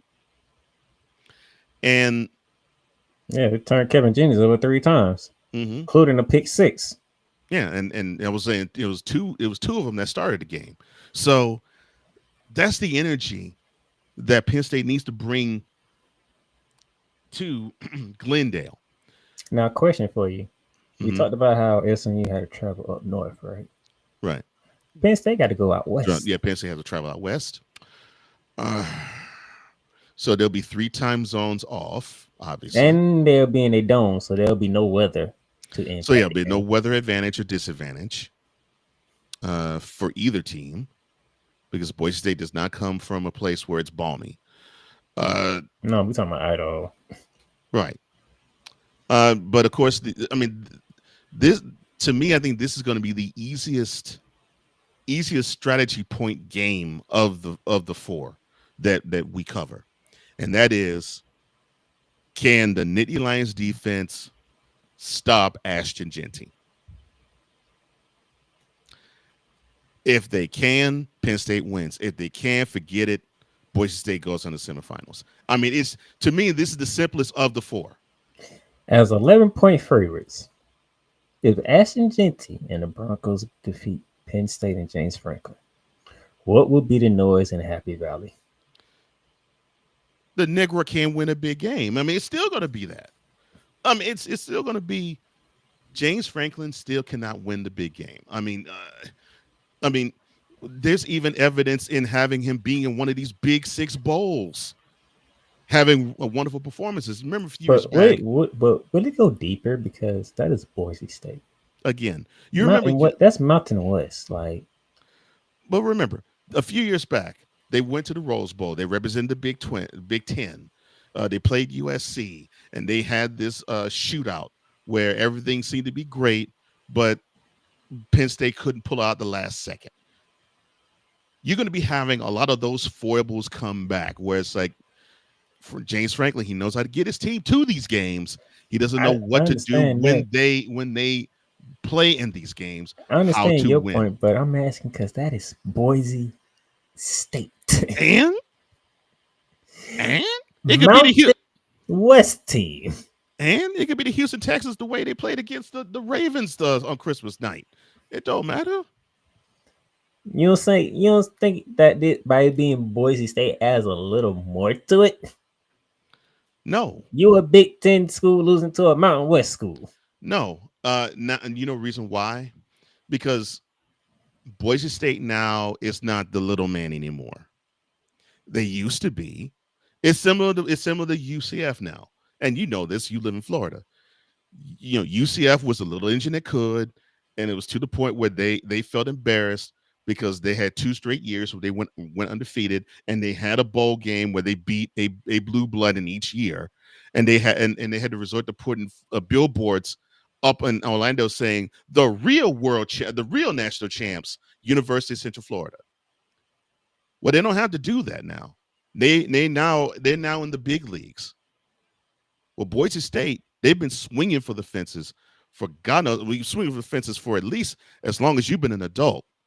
And so now, actually before then, yeah. So now, I think I was in middle school when they did the whole Statue of Liberty on Oklahoma. Right. Yeah. So now, the Mountain West is one of the big boys. They're not one of the big boys now. Otherwise, Boise State wouldn't have gotten a bye. They would have had to be like what Clemson would have to do, and they would have had to have played a road game to prove their worth. They didn't have to do that here. They got a bye, and now they get a chance to play in one of the Big Six bowls, the Big Six New Year's Day bowls. And I hate to say it this way, the stench of Boise State being a Mountain West team, well, that stench is now coming off, and it's coming off even further because in 3 years they will be part of the new Pacific 12. Yeah. All right, that's to begin the quarterfinals, and Penn State's 11-point favorite. The disrespect to Boise State is real. Oh, the disrespect is real, but the fact that they are no longer the little engine that could, and they're now one of the big boys, that also is real. And then, but the disrespect in Vegas is real, though.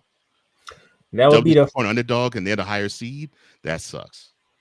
If I'm remembering something correct, I think this is the final game of 2024 because we go to 2025 New Year's Day, 1 p.m. ESPN. For obvious reason, Coach Johnson will be having both eyes locked and loaded on this game down in the Beach Bowl of the ATL Atlanta, Georgia, as the 5th-ranked Longhorns are 13.5 favorites against the Big 12 champions, Arizona State. I'm not. It's not lost on me that Texas, because of the L they took in the same building 3 weeks ago, to Georgia, and congratulations to Georgia. You earned being the SEC champions because you did it with your backup quarterback, and we'll Who talk is about now that. they starting quarterback? Coach Yeah, but Carson I was gonna Beckers. say we'll touch on that when we talk about them in Notre Dame, but it forced Texas to, even though they had a home game, it forced it to play against the ACC champs and rout them.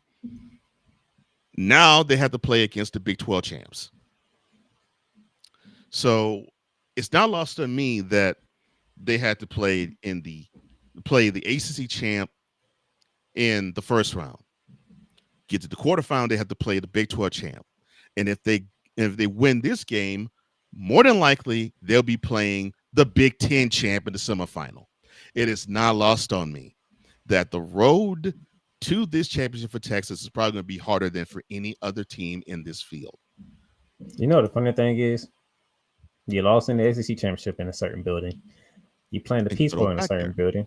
Mm-hmm. And if you're making the next championship game, guess what that game You is play in being that played at? same building for the crown. Yes.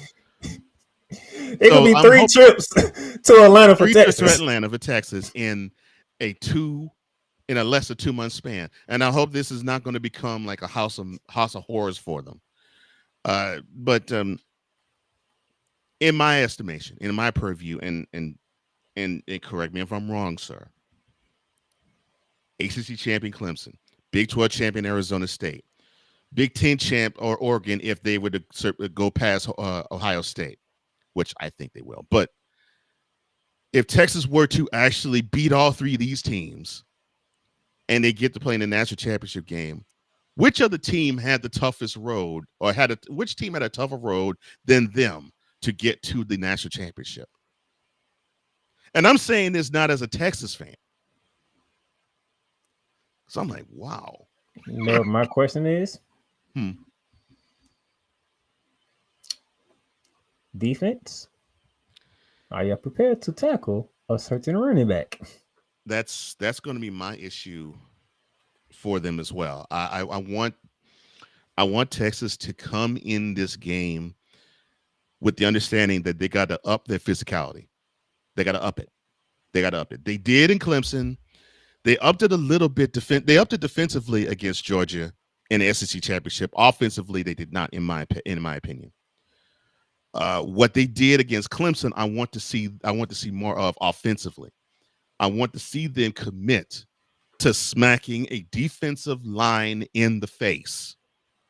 I want the physicality to be the point where it's like, look, we are coming in this field. We're more man than you. We're going to prove it. And you're going to do but two things when we do it. Nothing and like it. I want Texas offensively to have that type of mentality when they play Arizona State and they beat them, Oregon, and they beat them. Hopefully it's Georgia for the third time, and this time for the national championship. I want their offense to say, we are more man than you. If you ain't grow up in the 90s, you would not get that reference. I mean, that's do nothing and like it. I mean, but see, that's the mentality I want Texas to have offensively. Defensively, I think they're coming around to that, to where it's like, okay, we get that you want to be physical, but we actually are a little more physical. We actually are more man, and we're gonna prove that we're more man than you, because we're gonna make you prove that you aren't. You're going against a gritty team in the Big 12 champions, Cam Scatterbull. Whoo! Here's why I think I feel good about that.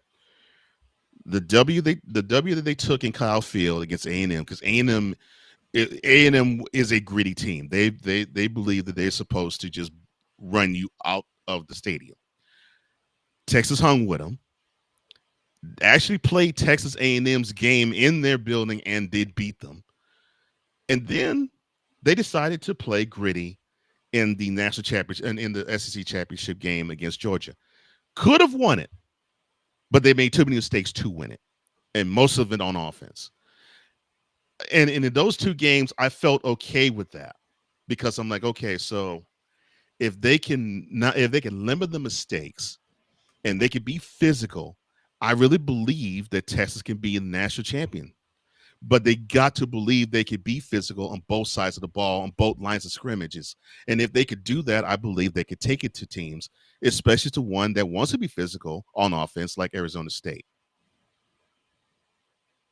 But I'm not going to say it's going to be a walk in the park. It's not.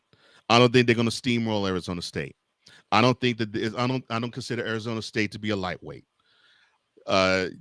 Texas is going to have to bring the lunch pail. Arizona State is going to want to smack you up, down, and sideways. But I want them to take on I want them to take on the challenge and smack them back. Don't you go for it on 4th down 4 damn times. Oh, I'm sorry. Say that again, sir. Don't you go for it on 4th down 4 damn times. One more time. 1 and 4 on 4th down when you was up. It ain't no sense. Steve Sarkis, don't you do that. Don't you do that in Atlanta crap in this game. And you don't even root for Texas. No. And it pissed you off. Now imagine the person who roots for Texas, you see it. That pissed me off royally. I mean, you want to hand the game? You can take that 24 points was the most scored in the first round by a road team, by the way. Right. It was. You can take 9 points for them and add it to Texas. That should have been your final score. I agree. I 100% agree. I was saying that the Longhorns were on their way to a rout. And it was like, so Keys was like, well, we can't have a rout. We got to have a competitive game. Fool. No, send the Dabo Swinney's packing with a big time L. Come on, man. 1 p.m. New Year's Day. ESPN. Bring the physicality, Texas. The old Big 12 champion versus the new Big 12 champion. Bring the physicality to them, Longhorns. How you played against Clemson, I want to see that again in Atlanta. And the Sun Devils is a scrappy team, so don't take them lightly. No, don't. Please don't take them lightly. No, please do not take them lightly. Take them like the opponent you should respect and beat them down. Because if you beat them down, you'll have a more concerted effort and you'll play better. That was game 1. Game 2, and probably the most watched game of all the quarterfinals because it is a rematch. It is one of the most prestigious stadiums in college football. It is the Rose Bowl, 5 p.m. New Year's Day on ESPN. Oh.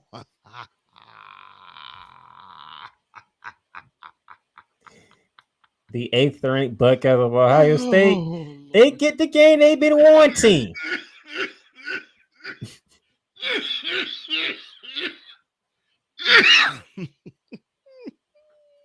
You good over there?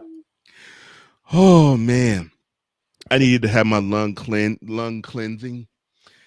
This visual helped a lot. Thank you for creating this visual, playmaker. Oh my gosh, this is hilarious. Hilarious? How is it hilarious? Okay. And you know why? Let's break it down. Oregon, the best team in the country. They were number 1 ranked for most of this year. They let's see. The next loss they suffer in this season will be the first. They have boat raced just about every team except the one they're playing in the Rose Bowl. And yes, I am thinking about the dummy. I'm blanking on the quarterback's name. Well, Howard. Yeah. Who decided to scramble with 6 seconds to go in the game and actually not run a play where you could set up for a field goal and you would have put the L that Oregon should have taken against you, but your brain dead coach, along with you and your brain dead quarterback, decided opposite. So yes, I'm thinking that, but with all of that understood, Oregon's the underdog. Yep. That is what made me laugh. Yep. 2.5 point favorites are the Buckeyes in the rematch. That is what made me laugh. Pasadena, California. You don't have to worry about no weather over there in California.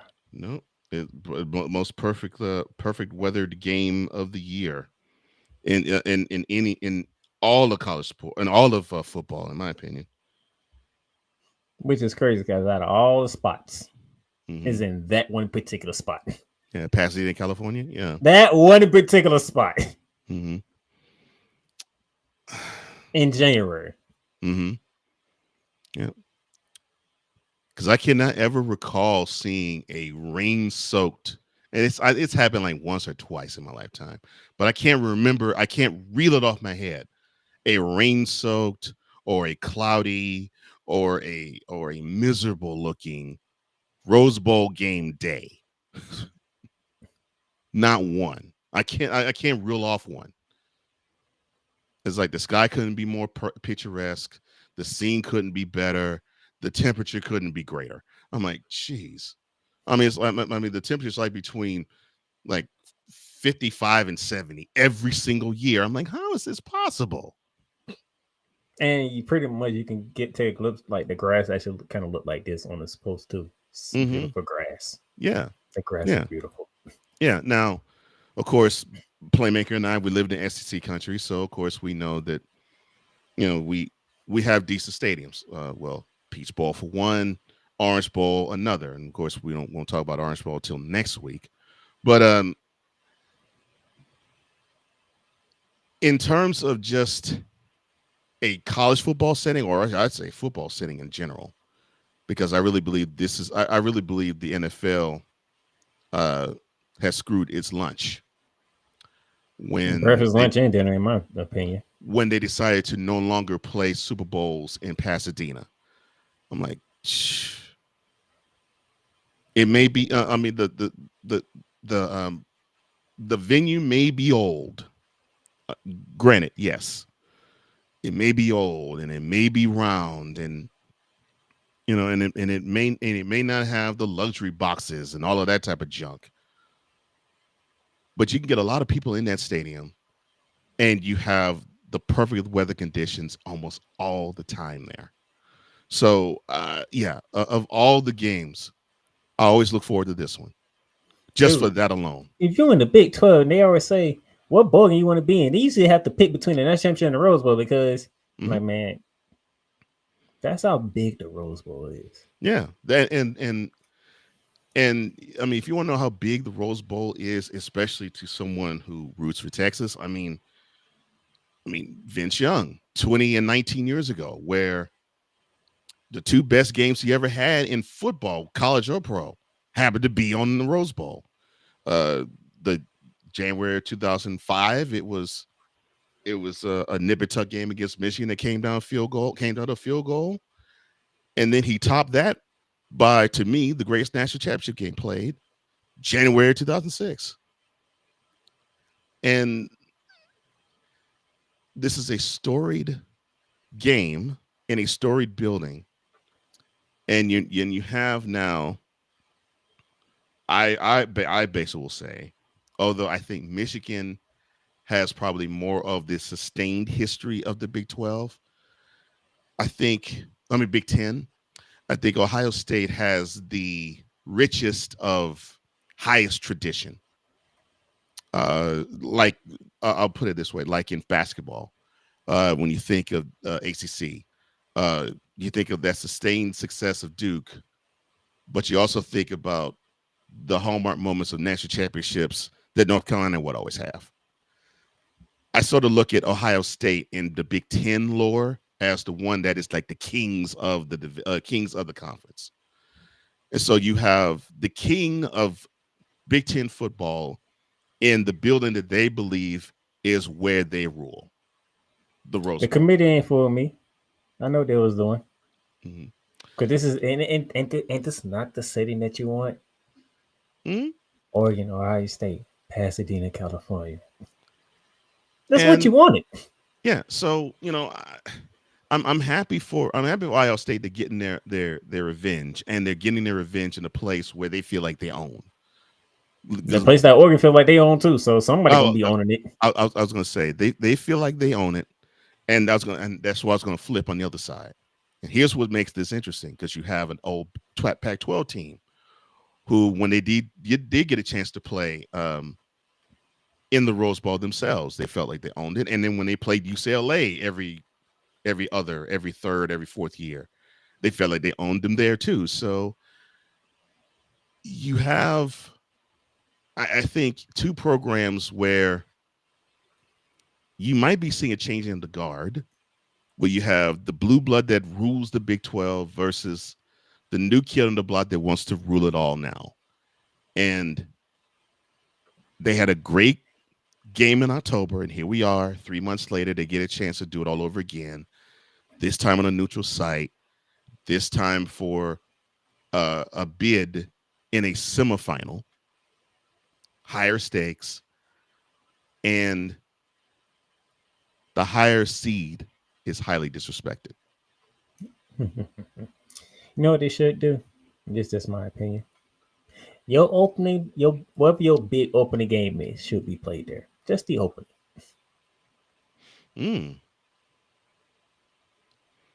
Because y'all like to do neutral site games for opening week.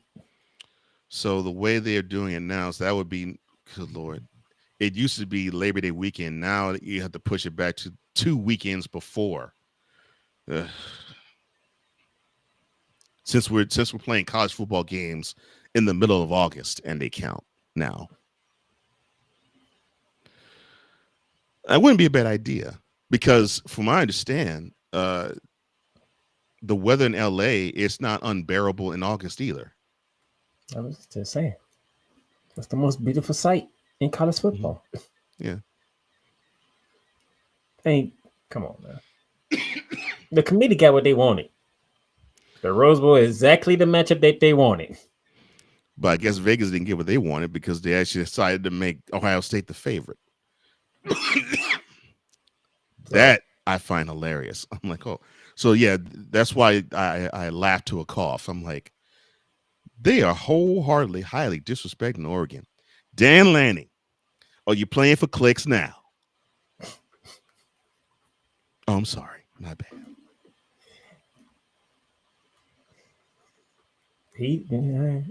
Not going to revisit that one, but those who don't know, let's go back to season 2 of Bearing Down and Gridiron.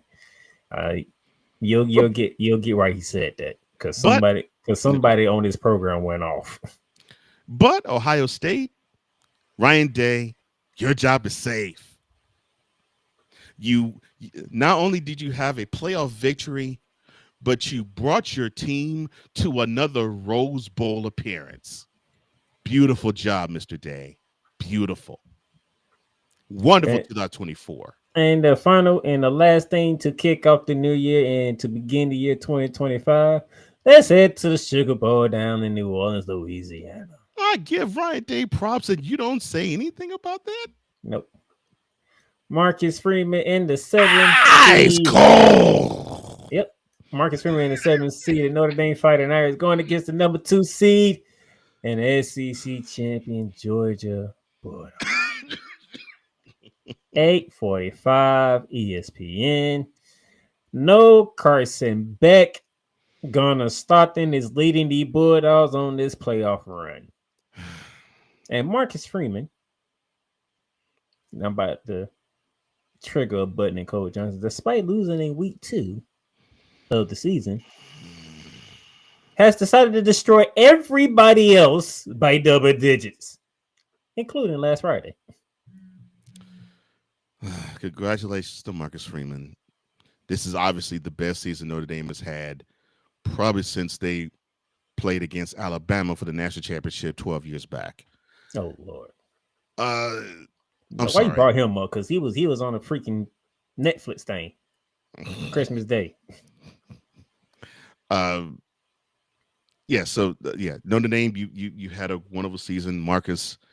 You've done a wonderful account for yourself. However, I still and if anybody trying to figure out what I'm talking about, Mantateo, yeah. Shout out to you for bouncing back from the catfish, but I digress. The invisible one. Mm-hmm. But I still believe, if you will, that Notre Dame should still be punished for losing at home to Northern Illinois. Yes, I know you boat raced Purdue. You boat raced Navy in the Bronx. I get it.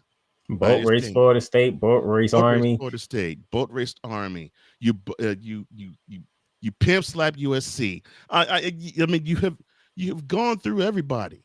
You gave you Stanford, gave you gave a gentleman sweep to Indiana in the playoffs.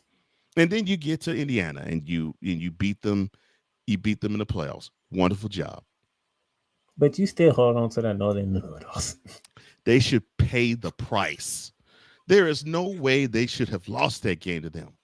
I just can't believe it. But yes, I understand that that Notre Dame has an agreement with the college football playoff and committee where they have if they have 0 or 1 loss, they will be invited to the playoffs. So I get they only have 1 loss in the season, so they earn their way there. Fine, I get that. I just think they should get punished for losing to Northern Illinois. But they boat raced everybody else. And like they lost to Northern Illinois and they were squeaking by games. They were pump slapping other teams. Oh yeah, they were. Jeez. When Remember we talked earlier about Alabama needed a wake-up call against Vanderbilt, but they needed another against Oklahoma. Northern Illinois was their wake-up call for Notre Dame, and they ain't getting no wake-up call ever since. Well, yeah, you raised a really good point because man, when they got a hold of Purdue and they put 65 on them, woo, man. Yeah, I think all kidding and joking aside, Notre Dame earned their way here, and they are one of the 8 best teams in college football. I want all you ADs and all you coaches to understand what Marcus Freeman did. Yeah, he lost to a MAC team. Mhm. But guess what he did on the back end? Well, since we lost this game already, we want to smack everybody else. And guess what they did? They smacked everybody else. I'm about to say they on the back end backhanded everybody else. That's how you overcome a loss. They treated every other opponent like hoes, and Notre Dame were pimps. Kellen the boy, do you get the message? So yeah, they are one of the 8 best teams in college football. There's no debating it. Notre Dame did not get handed the position.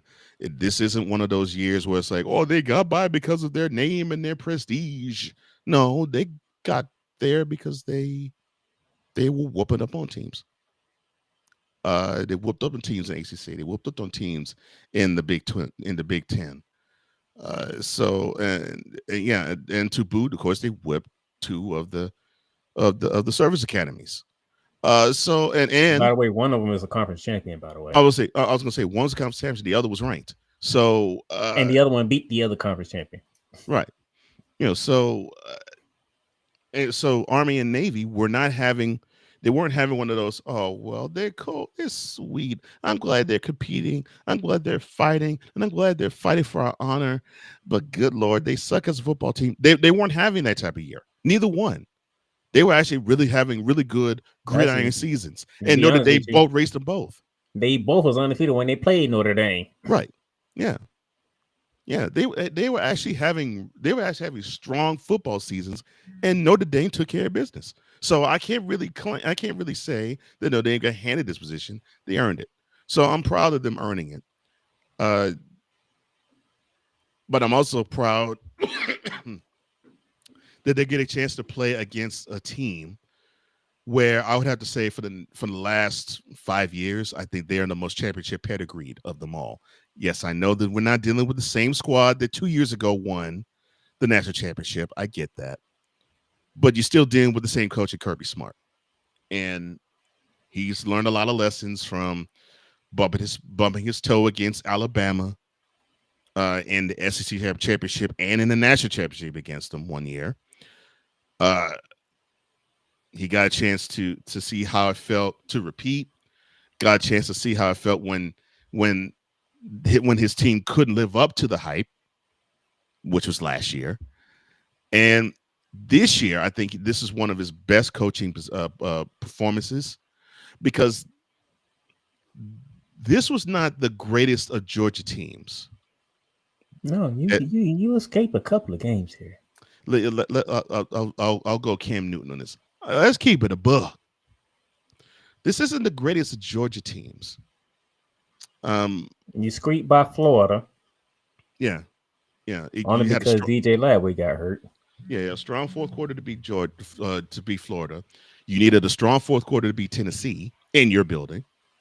You needed to have, what was it, 6 overtimes to beat Georgia Tech? Eight. To That beat game, Georgia Tech. that game started at 7:30. It didn't end till after midnight. Yeah, so you needed multiple overtimes to beat Georgia Tech, and that was Black Friday. And you had to come from double digits just to even get into overtime. So we're not talking about the best team or the best Georgia team that we have seen in a while. In fact, I'd say of the 5 years, this is the worst of them all. And when you needed Carson back the most, all thing you need him to do is to hand the football to Travis Etienne for you to get past Texas. Yeah. Because he couldn't throw. Worth a darn. Literally. So you had to overcome a quarterback that, the team believes in him, but I think he shrunk in the big moments.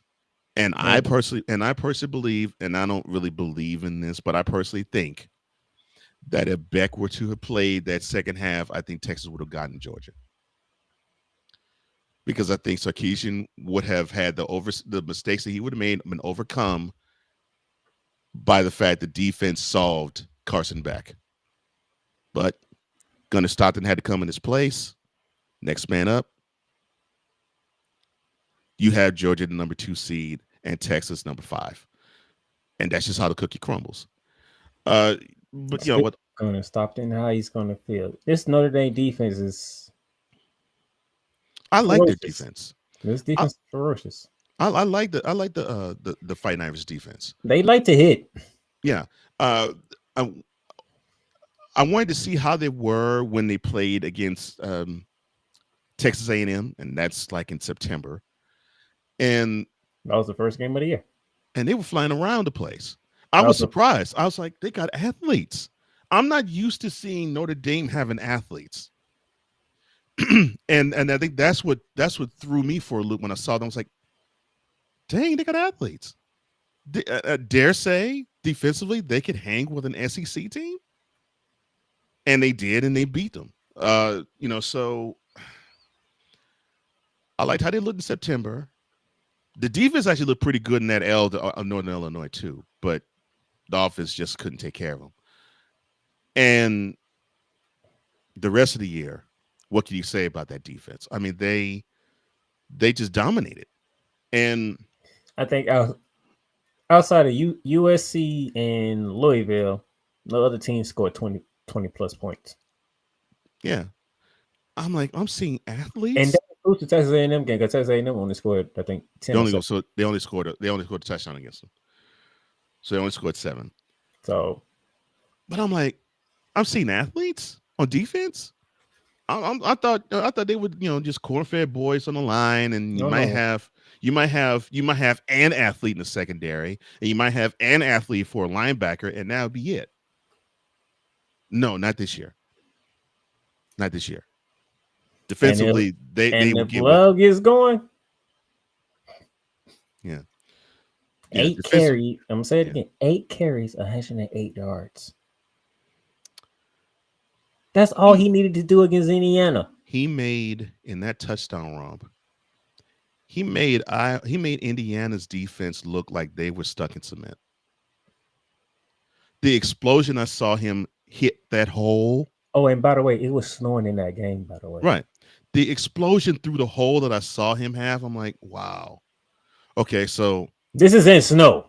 Yeah. So I had to understand when I'm looking at Notre Dame, I have to understand this is not your father's Notre Dame. This is not my father's Notre Dame. This isn't 3 yards in a cloud of dust. This isn't just corn-fed Midwestern boys. And they look up, get an athlete from Pennsylvania, an athlete from Florida, an athlete from California, an athlete from Texas. No, they got some studs on both sides of the ball. And Georgia has their work cut out for him. And they had their work cut out for him if Carson Beck was starting at quarterback. But they're doing it with Gunnar Stockton at quarterback. Oh, the task is tough and the fight is real.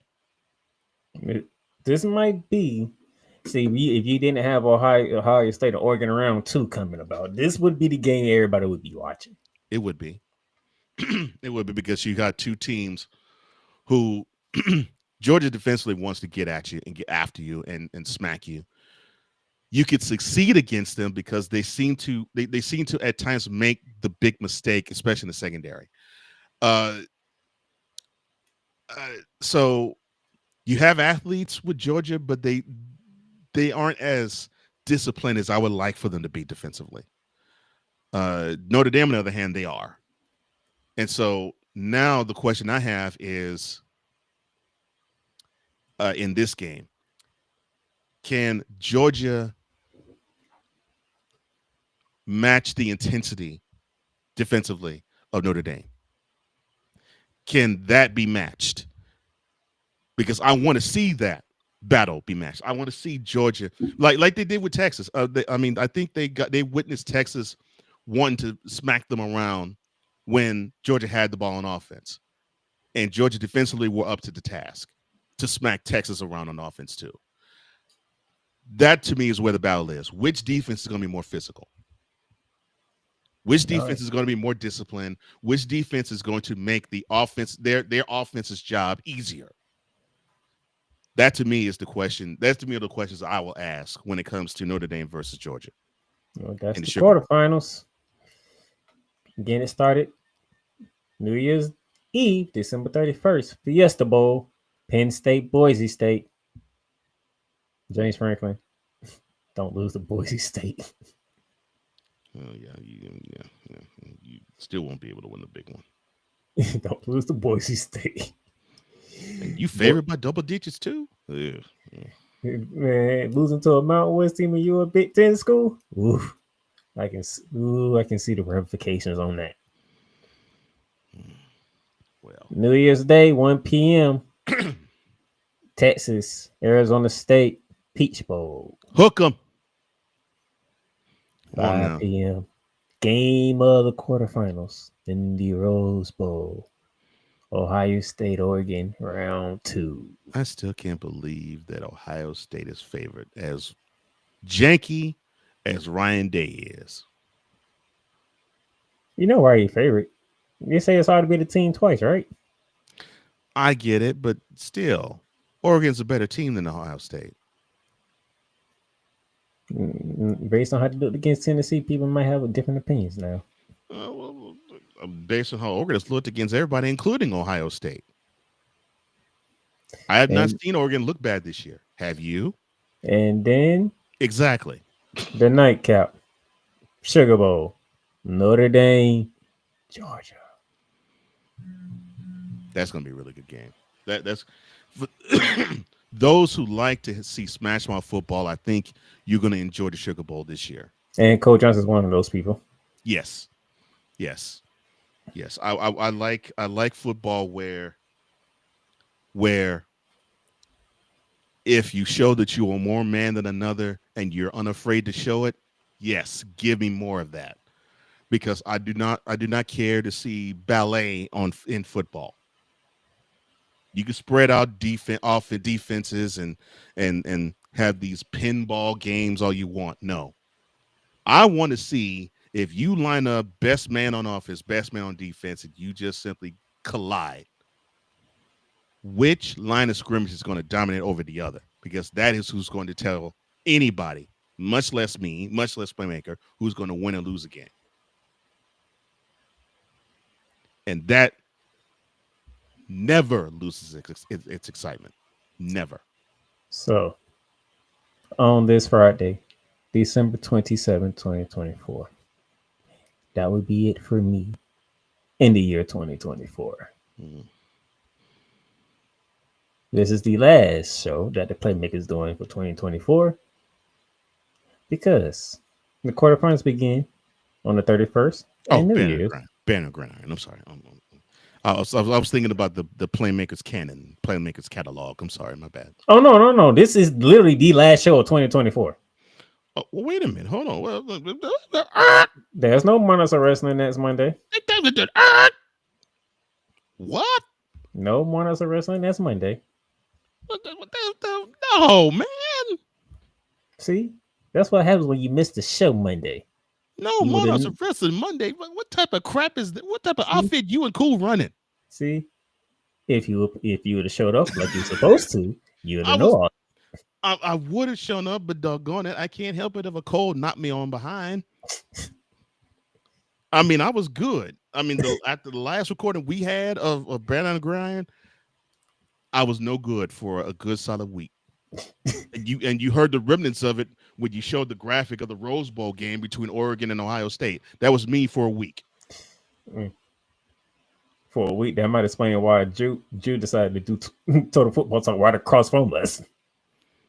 Yeah, I'm like, dang man, I couldn't go home, or I couldn't take my wife home. That's how bad I was. Mm. So yes, I would have caught what I can't believe it. I would have caught the last Monarchs of Wrestling for 2024, but I was sick. Otherwise, I would have. Yes, exactly. But it sucks because you, my brothers, are going to take off for the new year. Yes. How dare you? Well, college football playoffs is on the New Year, so why would I do a show when I'm doing the show right now? No, I know why. I know why not ban on the grind. Ramley talk. And I know why not. Well, you could do Ramley talk before the new year. Why would I do that? It's because the New Year's on a Wednesday. Ramley talk is usually on Thursday. Why? Because the Rams play Saturday. I already did. I did that yesterday. I know, but I'm saying the Rams play Saturday. I know you already did the preview for the Cardinals versus Rams. I know that, but you get a chance to hype up the Rams hosting the Seahawks, and the winner will be the NFC West champ. Next Thursday will be January 2nd. You know you're not winning this battle. You know that, right?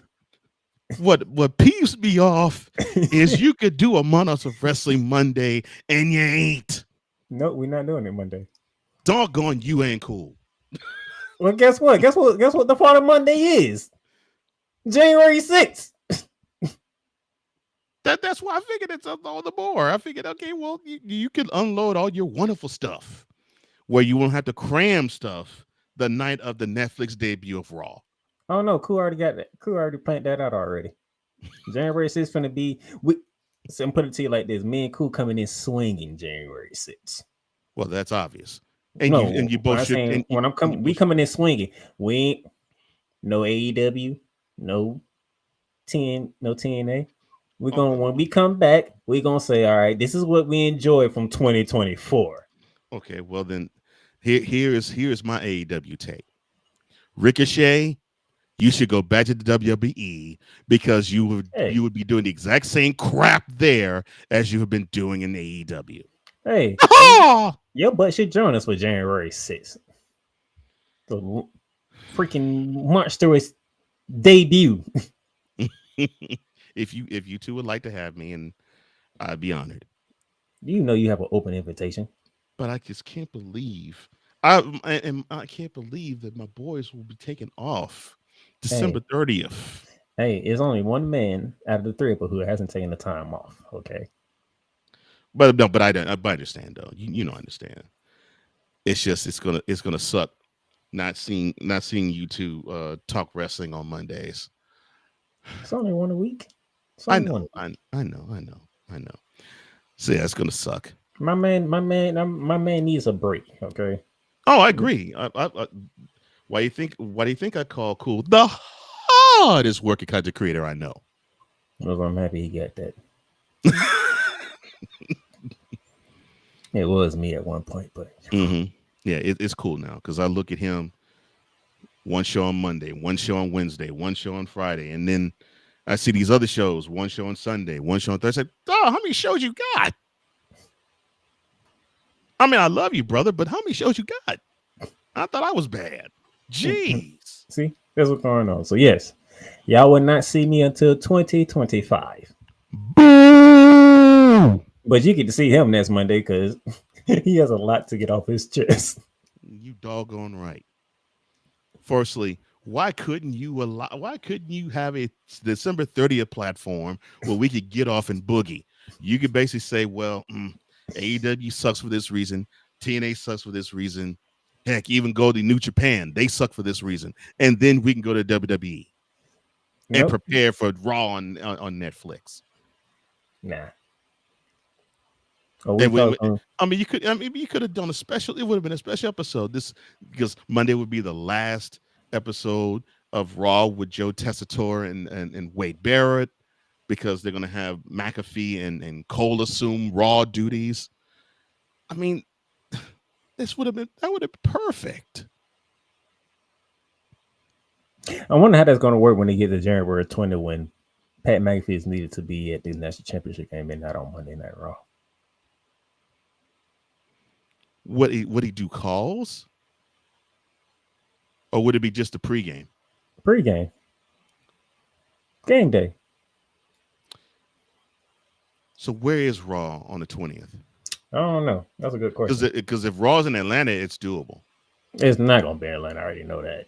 Yeah, but see, if Raw's in Atlanta, you got your answer. It's doable. Because all he would have to do is just go from wherever they're staging in the Mercedes-Benz Stadium and walk to Phillips, the State Farm Arena, and he's there. But I don't think it's in Atlanta either. But with that being said, I hope y'all enjoyed your Christmas. I didn't. 2 points. 2 points. I hope y'all get ready to bring in a new year in a safe, fun way. Beyonce scoring more points than you guys. You should be ashamed of yourselves. And I will see you guys in 2025. You had a college team score more. You had the Bears score more points than you.